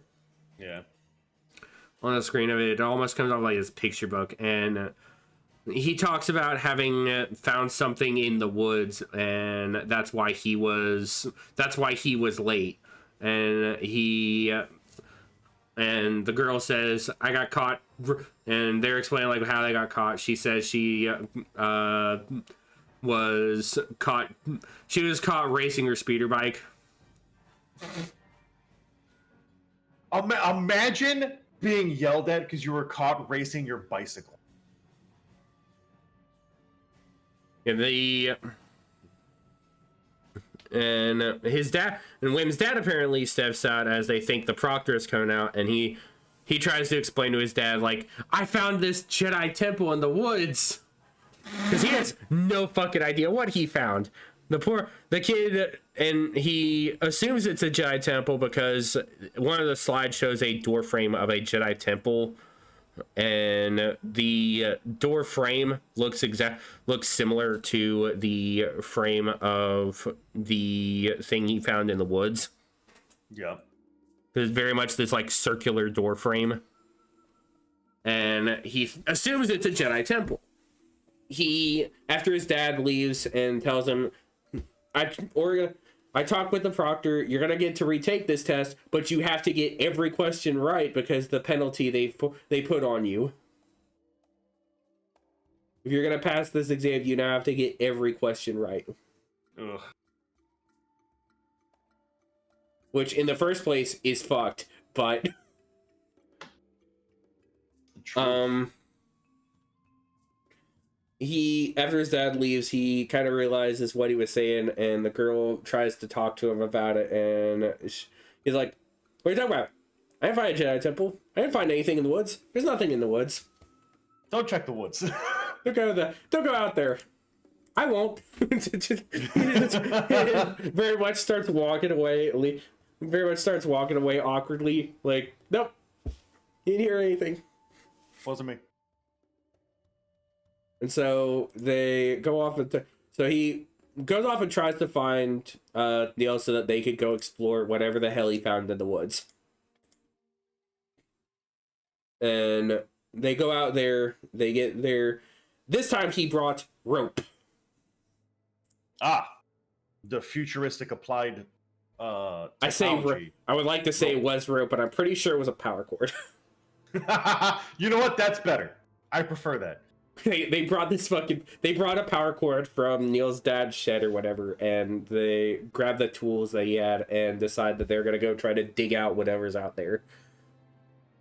They get there, and the other girl, the girls are already out there, and they were lying in wait for him. They ambush him with one of the girls who has this like crazy cybernetic headpiece thing.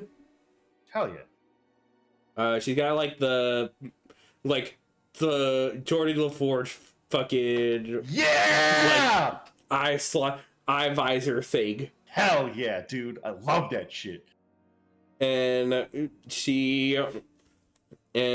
we're giving the girls names, and the girls are, there's KB, who is the one with the visor, and Fern, who is the tough girl, like trying to, who basically put out the image of the like tough girl persona almost. Mm-hmm.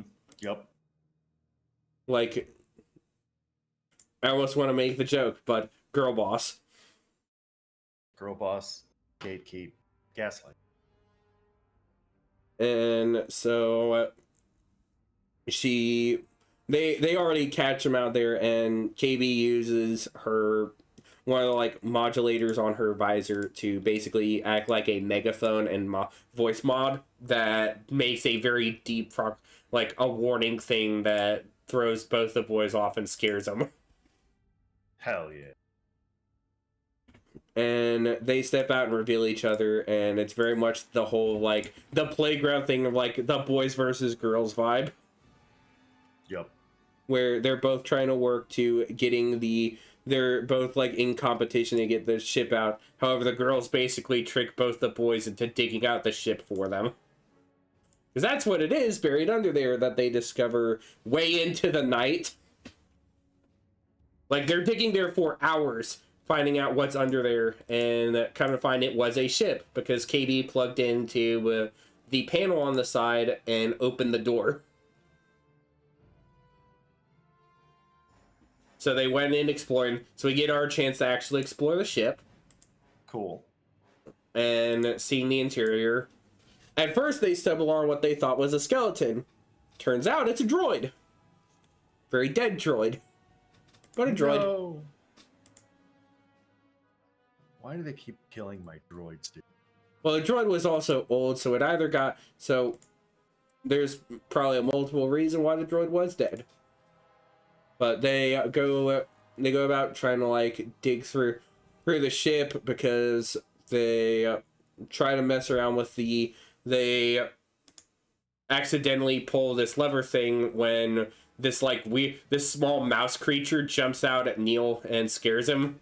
So they bump this lever, and typical hijinks motion, the ship powers on, and then all of a sudden powers off, locking them in the ship. Of course. Of course. And so now they have to dig through the ship further to find the power to basically... So the girls can get the part for their speeder that they were trying to salvage from this thing in the first place, which was the entire reason they were even out here, was to try to steal parts from it. Scavengers in the making. That's right. And so, fucking, oh my god, Ray would be proud. except these kids actually have a much more appreciative personality than she does. You mean they have personality? Yeah. Just in general? Yeah. Yeah. Damn. They genuinely have personality. Get dunked on, Ray. They go.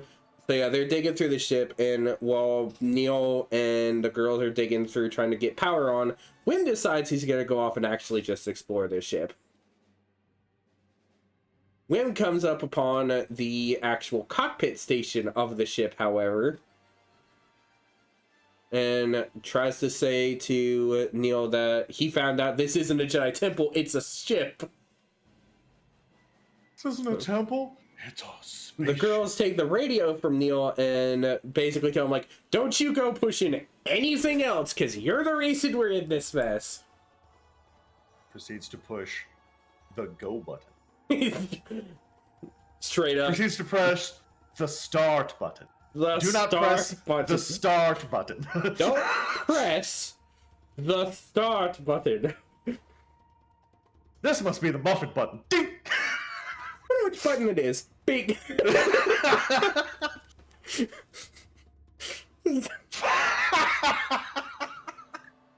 Oh god.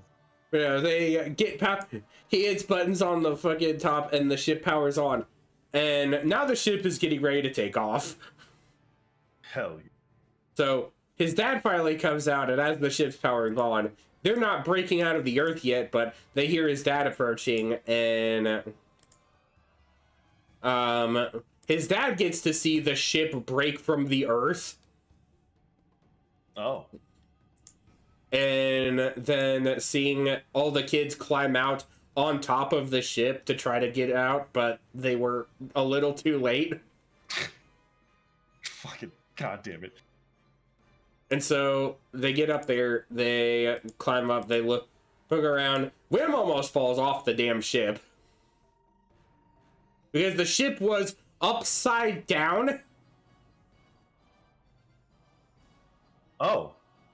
It's upside down and flying up? Yes, because the ship has rotating thrusters. Oh. As the retro thrusters. Oh, that sucks again. See, I personally did not care too much about that. I didn't mind that because I personally was still trying to get a look at the ship.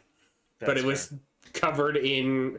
We were not getting a clear shot of the ship, both because it was dark as hell and it had freaking soil and grass and leaves and shit all fallen off it from having been buried under the earth.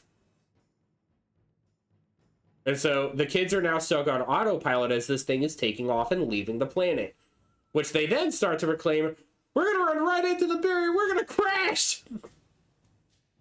As you do. Except they didn't. They just phased right through, they just went right through the clouds and were suddenly in space. Did they get back inside the ship by that point? Oh yeah, no, they were in the ship after it actually took off. They hauled Wim back in and they were back in the ship. And the ship just, autopilot, they were taken off. They're worried about where they're going. They wanted it to stop. And they were panicking, losing their minds, as any child reasonably would, because they are in a situation they don't understand. Correct. And now they're watching the ship leave with them in tow and is leaving the planet. They're worried about this barrier that supposedly exists around the planet. Wink, wink. God, that's so dumb. Turns out they don't run into whatever barrier is possibly around the planet, and instead they just fly out safely. Now they're in space. Now they're in hyperspace. And that's where the episode cuts. That's insane. So that's where the first episode cuts, and the second episode cuts to them mid hyperspace and losing their minds. the ship loses its fucking traction mid hyperspace, and they just kind of drift out of hyperspace. The hyperspace fails, and I guess the navigation failed, and they just kind of like prematurely exit hyperspace and are thrown into a blank spot in space. Okay. And at this point, they're panicking, losing their minds. Like, where are we at? Where do we go from here?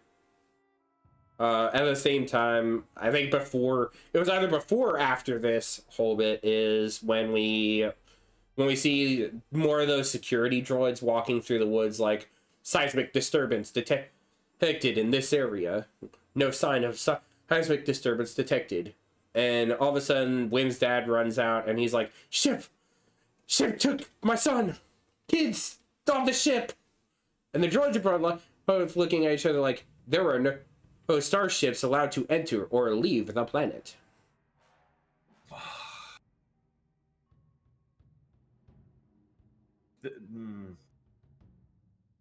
This whole fucking, like, we live on a garden world where no one's allowed to, no one's allowed to enter or leave. It's fucking, what is that? It's a Fallout scenario. No, it's a fucking Bossing Say.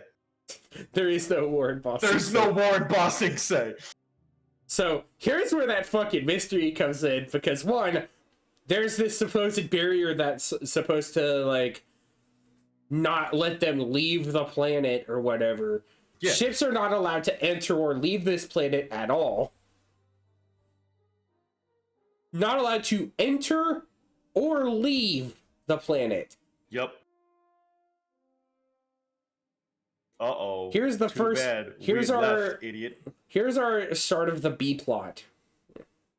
Because now we've got to figure out what the fuck is going on this planet that blocks any ship from entering or leaving. And this planet has managed to exist as long as it had. Oh, okay. I thought it was just a lie. Take note of that last thing I said, because we're about to get to that. Okay. The whole how long this planet was, how long this planet had been existing like it had. Oh my god! Wait, hold on. Is this Truman Show shit? We're not entirely sure, because all we know so far is, and I'm only going to give you what I've given you so far. We know that the planet did not allow space travel in and out. Yep. And that it was and that it knew about the Jedi to a large degree. Okay. So that is all we know about this place so far. Then we go on to, then I guess it enters back to the kids' perspective, where they dropped out of hyperspace and are trying to figure out where the hell they need to go, how to fix everything, where to get it to go home. And then suddenly, metal clanking. Uh-oh. Guess what? The droid was not dead. Uh-oh.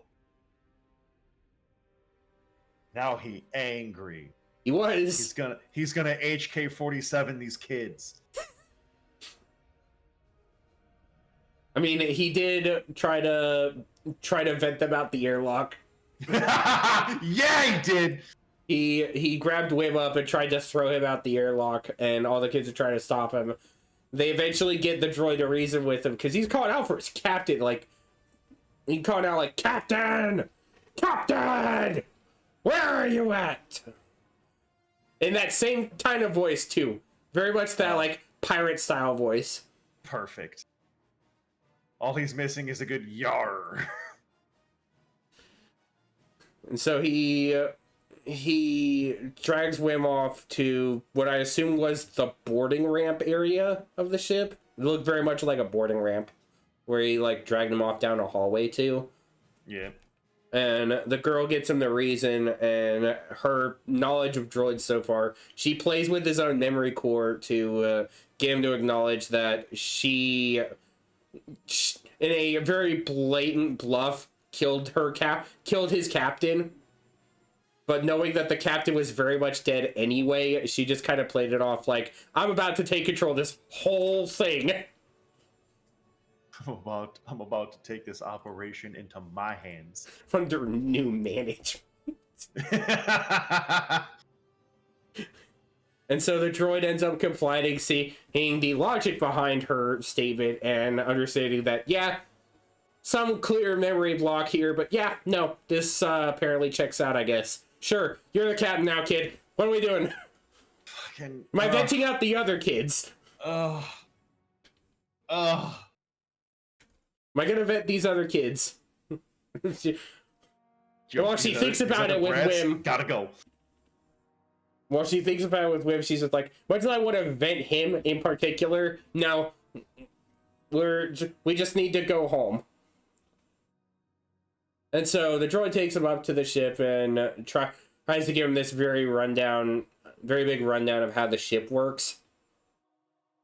And eventually gives him the dialogue of like, now then, where do we go? Where is home? And they're trying to explain their home planet is called At-Aten. At-Aten? Yes. Thank you. That is a Star Wars ass name. At-Aten was the name of the world where these kids came from. The droid does not recognize this world. It is not a world logged in his nav bank. Oh.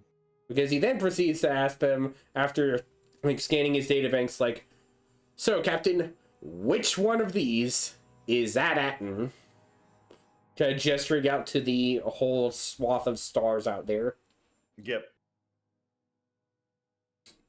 And they're like, I don't know. Do you know a place we go? Well, I know this pirate port. I know this pirate outpost we could go to. We could try to get some stuff done there.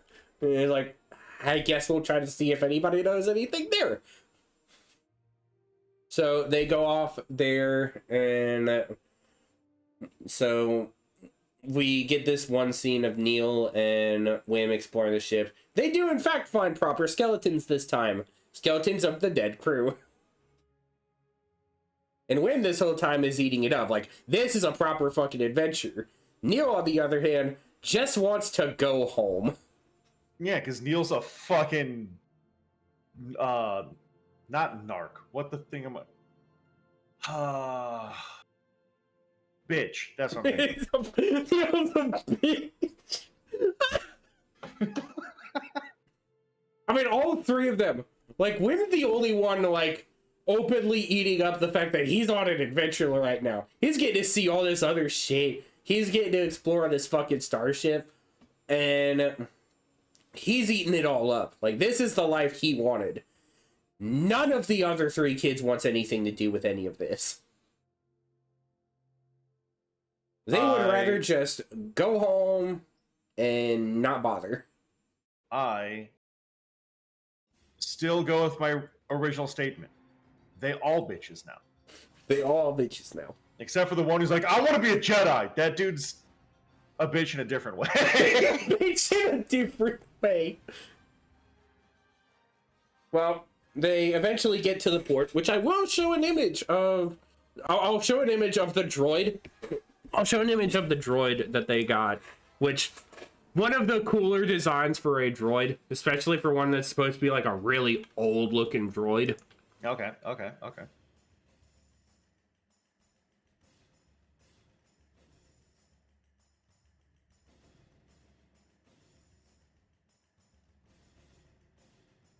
So the droid had introduced himself when they were talking about like who he is, what the ship is, like trying to get him to go home. The droid introduces himself as SM-33.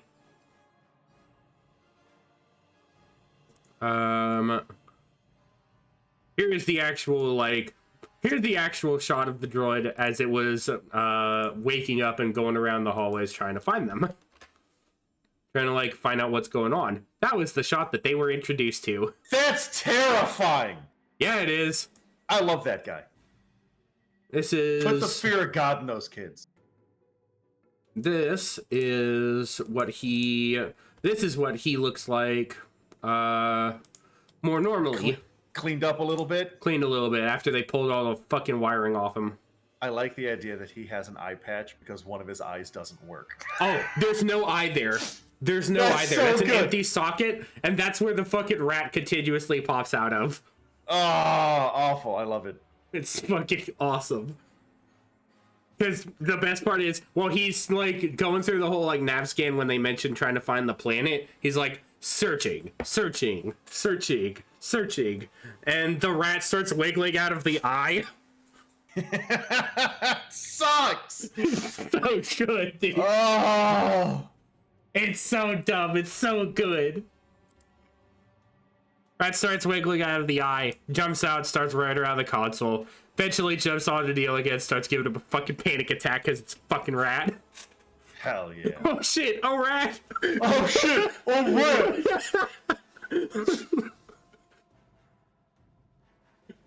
But yeah, no. Like, he is actually shockingly one of the cooler... For a new droid design, he's actually pretty cool. Especially shot we get of him later, where I'll explain a bit more. Let me see here.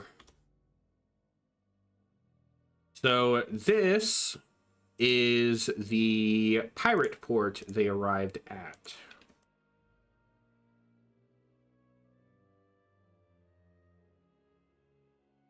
That looks dope. Hey, that ship there looks familiar. Yeah, it sure does. Huh, I wonder why. Yes, I wonder why indeed, Jake. Crazy how that is. So they get there, and the droid docks up and tells them that he's gonna stay on board and try to get the ship in some form of working order. And when they're running so you notice that all the ships are basically like docked outside of the port. There's no like open station around the port. Yeah. So that is because they have this like, I'd almost call it like a small ferry that goes around with, and I almost want to say it is one because fuck, there's no other form of weird, ugly, evil looking little creature other than the fucking Kowakian monkey lizards.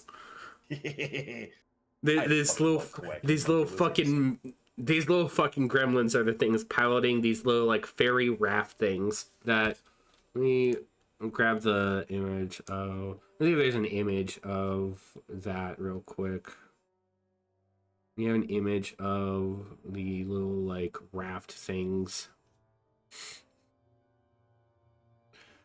The best I have is this best that's here is this really low res one. It was very clearly taken as a screenshot. Hell yeah. But apparently they had these little ferries, these like little ferry pod things that were basically a glass dome and I almost want to say it was just repulsor lift drawn. Like it was strictly like drawn off on a repulsor lift. That is a very, very low res. Someone took that thing with a fucking disposable camera. Yeah, it was very much a very poor res shot there. Ooh, that's rough. Yeah, it's the only one I got, but it is essentially like this weird like dome pod thing, and inside the little quacky monkey lizard thing just hops out is like very obviously asking for money, and he hands him the credits that he's had on him from his dad giving him the pizza money, essentially. I forgot about the pizza money. Oh, man. He gives him that, and he is there. The kids are off taken to the port proper while the droid stays behind and manages the ship. And so they go off to explore this port, where they see a bunch of different locations and various other aliens, and very much a different look of Star Wars that Disney does not want to fucking show outside of this. Shame. Because, dude, you see, like, so many different, like, alien designs and droids and whatever. It's so good. You would get to see these weird little, like, pixie creature things in cages that are supposed to be, like, pet things. It's so weird, but it's so good. It's very... It gives the vibe of, like, this is supposed to be... This is what you do when you want to do new shit with Star Wars. Damn it. I'll throw some new shit around, make some interesting looking set pieces that actually draw the attention of this big, wide, like, this big, wide, like, diverse galaxy. That there's all these fucking alien creatures that are not just Rhodians, Mon Calamari, fucking Quarrens, freaking Weequay. Trim the fat, damn it!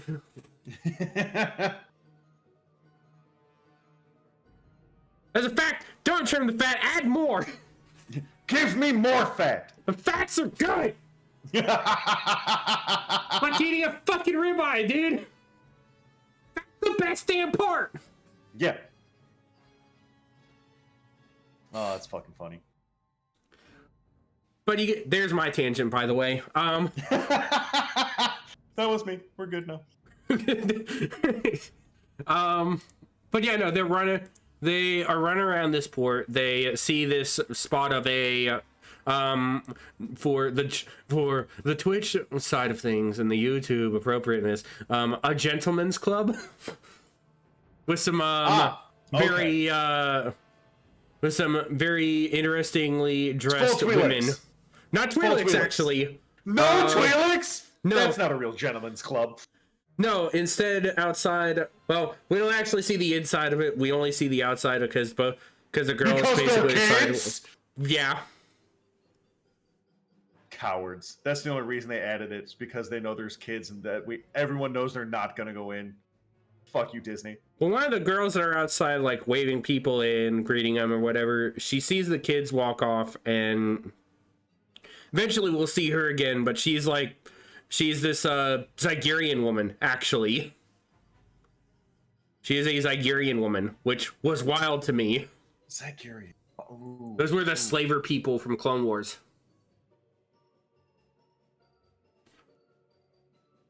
Which, when they got their live action design, had a very bad design going on where they had, like, give me that design. I need to see it. Hang on.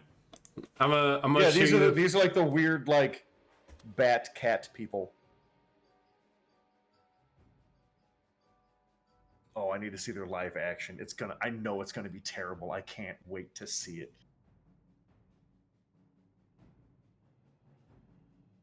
Now, she may not have been I don't know if she was a Zygerian or not, but she had some of the similar traits of them with, like, weird head horns. She may have actually been a hybrid, I want to say. Oh. May have actually been, like, part human, part Zygerian, but, nope. One there. That one. There we go. Yeah, that's the one. That's what they look like in the Acolyte. That was. I hate it. Yeah, yeah. It's bad. Oh, it's awful. It's really bad. It's really bad. Oh my god. Hold on. I now have to look up what they looked like again. Hold on. Which is even worse. I need to compare now. Why is her forehead so big? Do not know.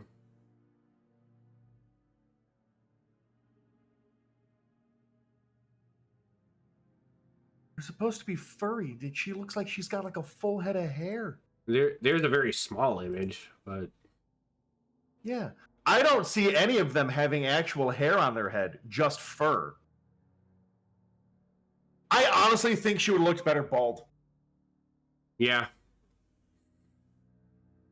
Because that hair is straight up just a cheap wig. It's really bad. See, and again, I want to say the lady that we saw was a Zygerian or something, because she had, like, she had the same kind of like head spike things, but they were very obviously pointed out. And I can't remember if that's a different alien entirely or if that's supposed to be a Zygerrian thing, because she also had like the weird head tattoo things going on. She had like the weird head tattoo things going around where her horns were along the side of her head. So again, I don't know if she was a Zygerrian or not, because I vaguely remember that they can have them on the side of their heads or some shit like that, but I don't know what her original race was. I'm blanking on it if I remember it at all. But she may have been a hybrid for all I know. May have been like maybe like a mixed species, which all the more I don't care. Like, yeah, I'm actually all for occasionally seeing some mixed species stuff, because that was one of the reasons why when I saw the one Clone Wars episode of the clone troop rogue clone trooper who basically settled down and had a family with a Twi'lek woman, and their kids had like, when you first see them, they very obviously had like mixed traits of like the clone and the Twi'lek. Like their faces were all like humanoid, but they had like the head tails and whatever, and part of like the back of their face was like painted to like color to look like a Twi'lek style. So very obviously showing like the mixed blood going on there, and I thought that was cool. Like I like seeing like the way that turns out, like seeing how that could possibly work. Because I've always had in the first place, that always raised a big question to me, but we're not dealing with that whole mess today. That's not a discussion, we're having. We could have it. We could, but we're not. They're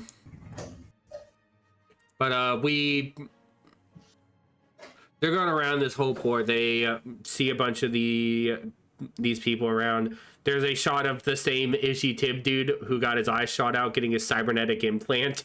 Yeah! We're seeing again the kids walk around. They pass that gentleman's club, and the girl, Fern, basically not even looking at the others, just looks that way, very obviously not very obviously upset by it, and tells them like, all right, we're gonna stick together. We just need to stick together and we'll figure out how to get home. Immediately turns around, everybody else is gone. See you later, losers. Everyone's Zoro'd on her.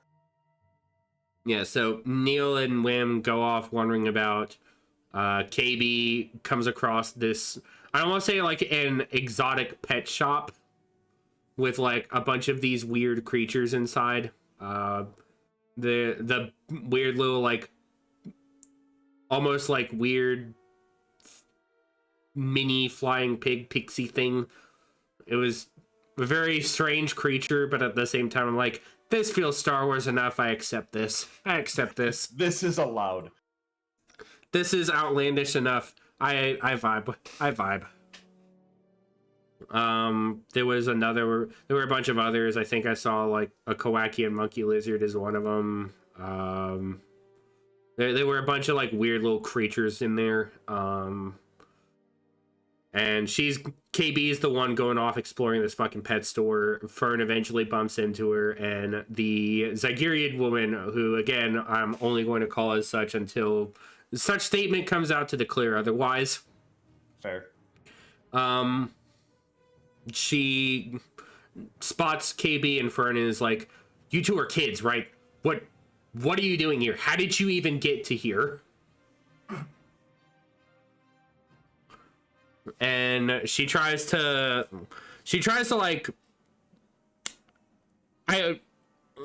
this brought up a kind of question in my brain when Ek and Corey were talking about it and their discussion over the episode. Yeah. When they were talking about it, they asked the question of like, was she trying to like help them, like trying to like get them out of there, or was she trying to kidnap these kids? Yes.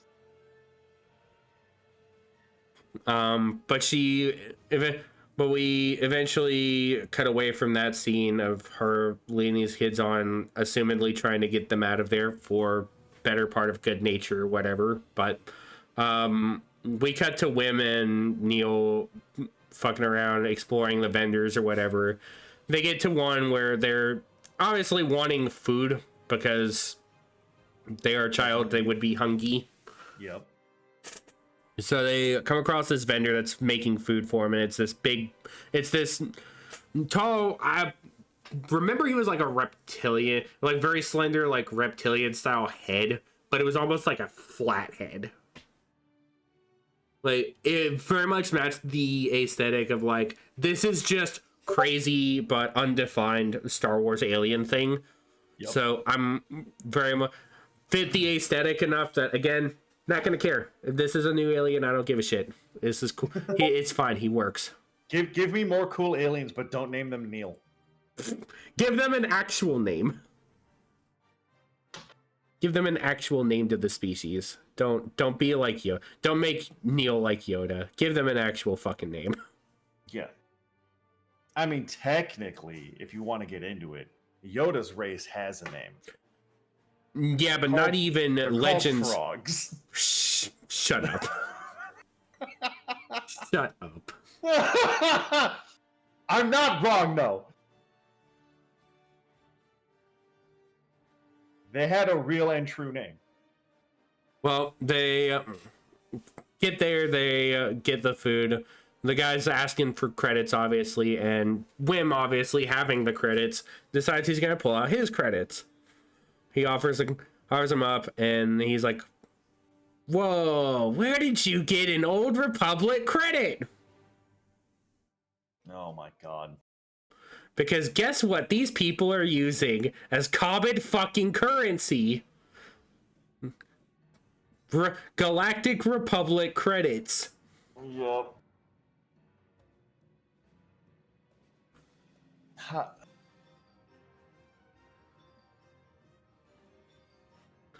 Are you starting to pick up on what I mentioned before?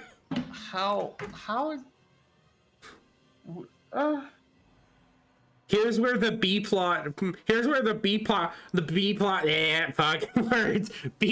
questions come about.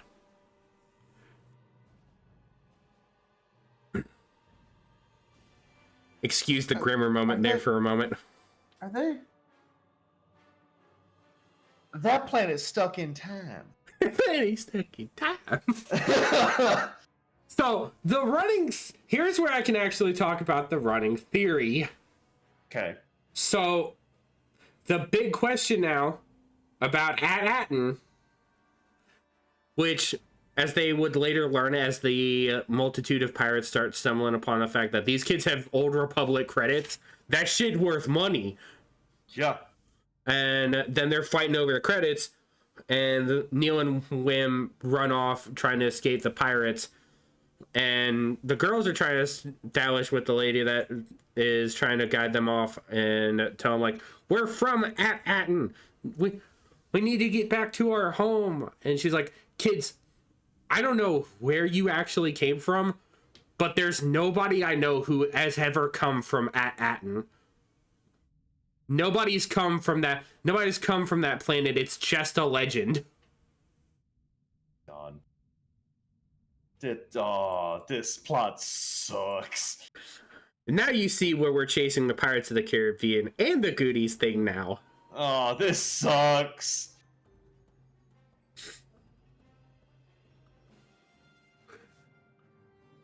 So, pirates chase them out. Eventually, the kids get caught and surrounded, and when they're being questioned about At-Aten, which apparently is some fucking treasure planet, fucking bullshit. It's some fucking planet full of wealth and treasures that have gone missing for a long time. Yeah, because a long time. This place. I hate it here.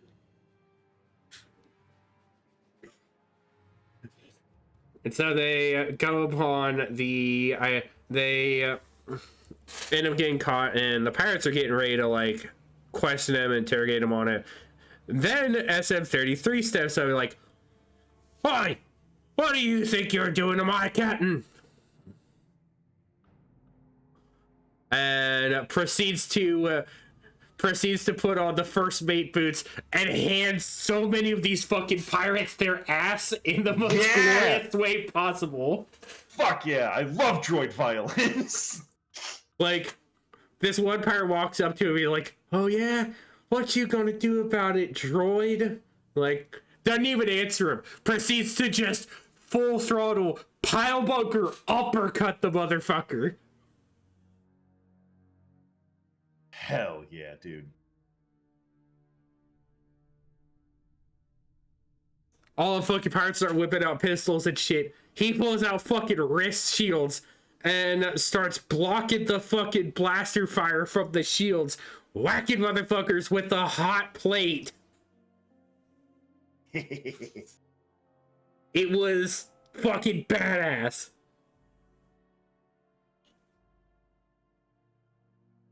It was a really fucking good shot. Very fucking good action sequence. Hell yeah, dude. Ultimately, as they get to the fucking the little ferry raft thing, the droid does get shot and is disabled. Of course. Because that's can't have him be a badass for too long. That's when Shistavana dude shows up and says, "We're taking these kids in because they're gonna tell us where the hell this planet is." And when Fern tries to challenge this motherfucker to a fight, he's like, yeah, you keep that energy, kid. We'll leave you in the fucking brig. You're cool off in there. And they get locked away.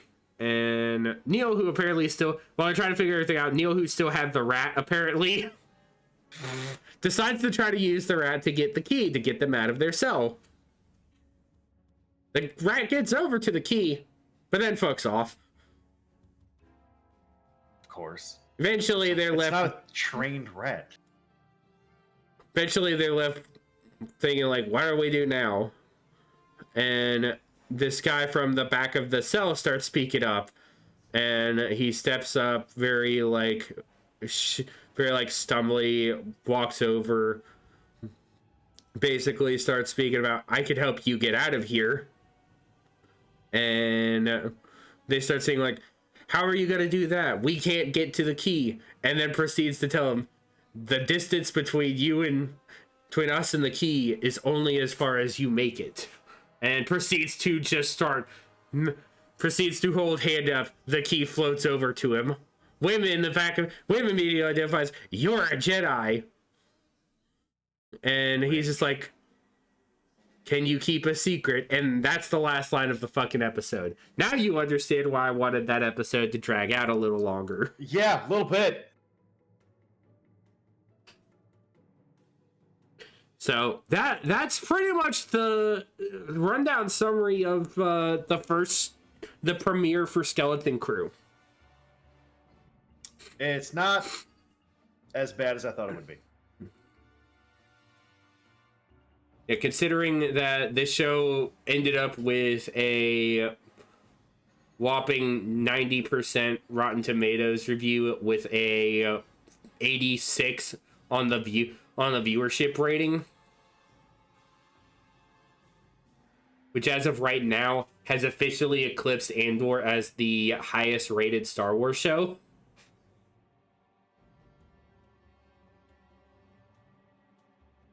That kind of sucks. I wished Andor would have stayed at the top. But it's fine. It's fine. From what I can tell, this show is actually pretty cool. It's definitely one of those, it's better seeing a lot of it than just being told it. But yeah. I wanted to talk like about most shows. I wanted to talk about it, but in the first place, it's one of those that I was very much skeptical about.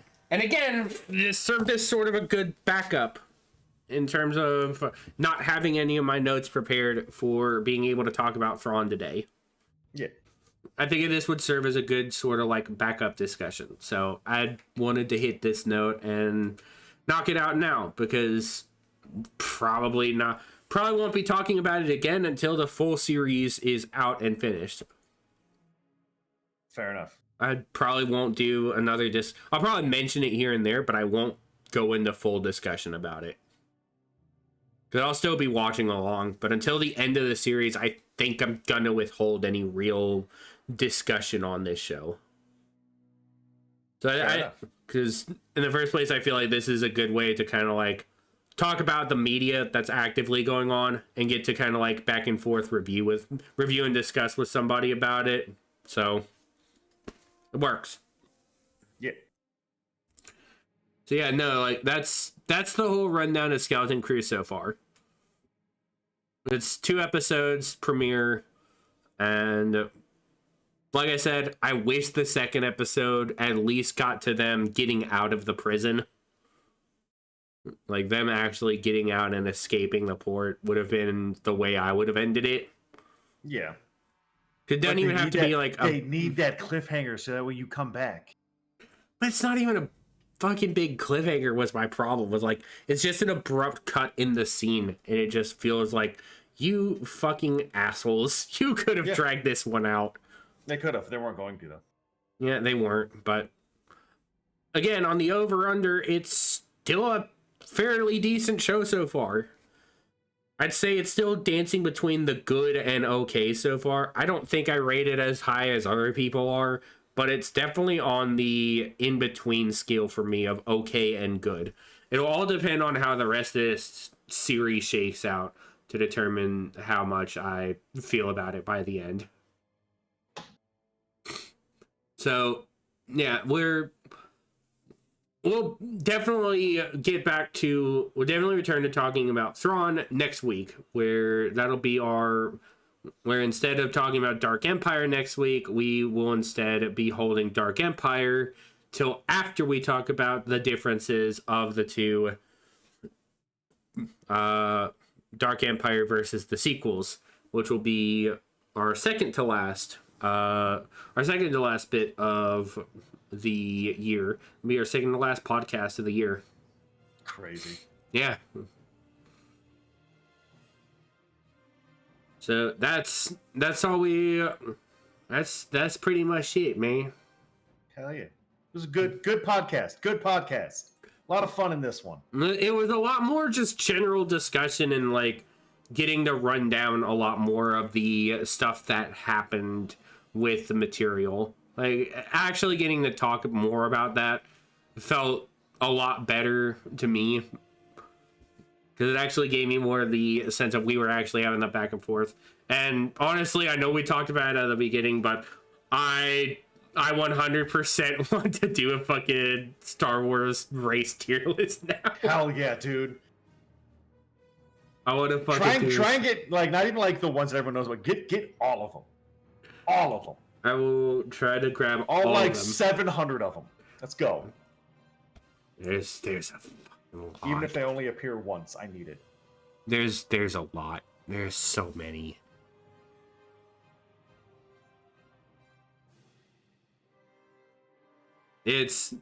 We'll definitely be able to. I figure that may be something we do. Maybe something we do later in the year if we do it next year.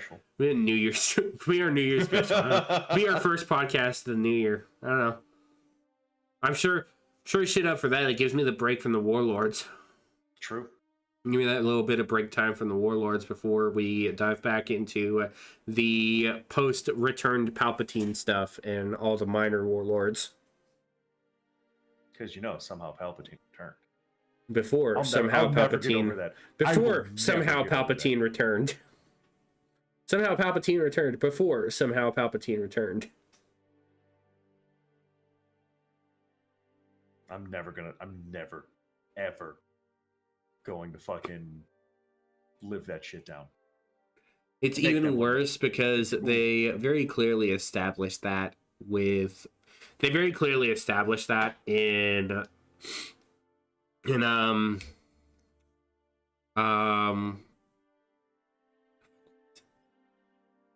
the novelization for Rise of Skywalker, they establish how the fuck Palpatine comes back. Yeah. They even go into detail about, like, it was a clone of Palpatine that he called his son, which was Rey's actual connection to Palpatine. Like, that's the connection there, is that Palpatine made a clone of himself that he called his son, and sent him off into the galaxy.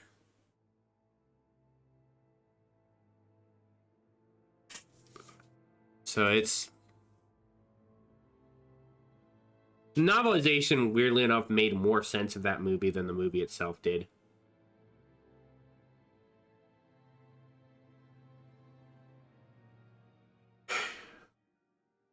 Which is even worse when the fucking novelization didn't come out till almost a month after the movie did. It's messed up. Really fucked, dude. Yep. So, yeah, that's pretty much everything we got on this topic. We're gonna properly get to Thrawn next week. We're back on the formula. Not sick finally not sick anymore. It's all just fucking cold weather sniffles and shit like that. So hooray.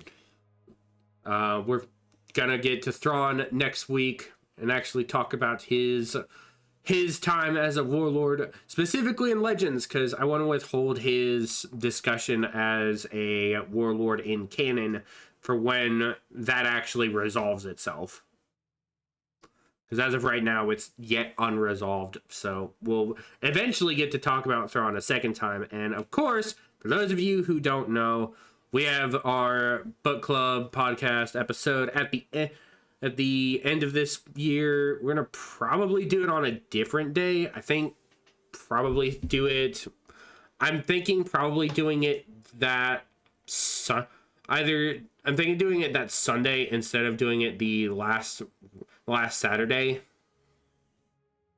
Doing it that last Sunday of the... So we would move the podcast from Saturday to Sunday. Well, we'd be doing our regular podcast episode the day before, but that last Sunday, so like the last Sunday of every month would be when we do this podcast for the book club. Our book club review will be that last Sunday of the month. And that'll be where we spend like an hour to 2 hours talking about the book we read. Gotcha. So we will... That should be okay for that. It's that Sunday before New Year's, so... It would definitely be... I'm definitely open for it as well, because I think that would be... we won't have a game at any point. We won't have our campaign the rest of this month. So until next year, we won't have a session. Oh, boo. Again, because in the first place, I'm kind of taking a sort of hiatus, and also we still have not heard anything from Fretz about trying to actually get himself sorted to be able to rejoin for that. So yeah, until we get that sorted, that's kind of on hold anyway, unless we can somehow magic up a third player to fill his place or join up. I mean, that's fair. So we'll figure that one out. We'll eventually get that one sorted, but it's no way dead. It's just we gotta actually get scheduling with him sorted or get another person. Get another person to fill the slot. So we'll figure it out, but it'll get there. That's kind of our schedule for right now. Is we've got this. I'm gonna try to also get some more recordings and streams out, which is another reason why I'm trying to get that sorted, so I can micro my year out a little more. Micro the rest of this month out and the rest of this year out a little easier, because I have not done a lot of recording or streaming recently outside the podcast, so I want to try to get back into that formula. Yeah. Holidays have been fucking me up as they usually do. True. And tag on the fact that not only will I have to have holidays to worry about, I will also end up adding my niece's birthday to the list of things that I'm doing every December. So it's like the first week or the week after the second week would be when I'm going out to do my niece's birthday. And then right after that, we get Christmas. Yep. It's Crimbus. A Crimbo. Merry Crimby. Merry Chrysler. Chrysler.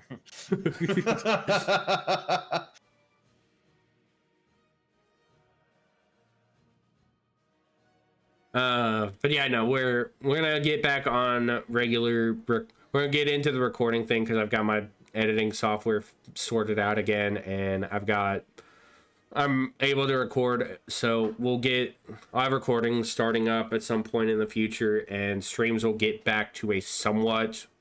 Streams will probably become more frequent because I have a few games that I've picked up that I can start streaming. I've gotten into Delta Force and Marvel Rivals, and with Star Wars Hunters coming up, I'm eager to start streaming that as well. Nice. Because that'll be on the formula of games I'm just popping in to fuck around with.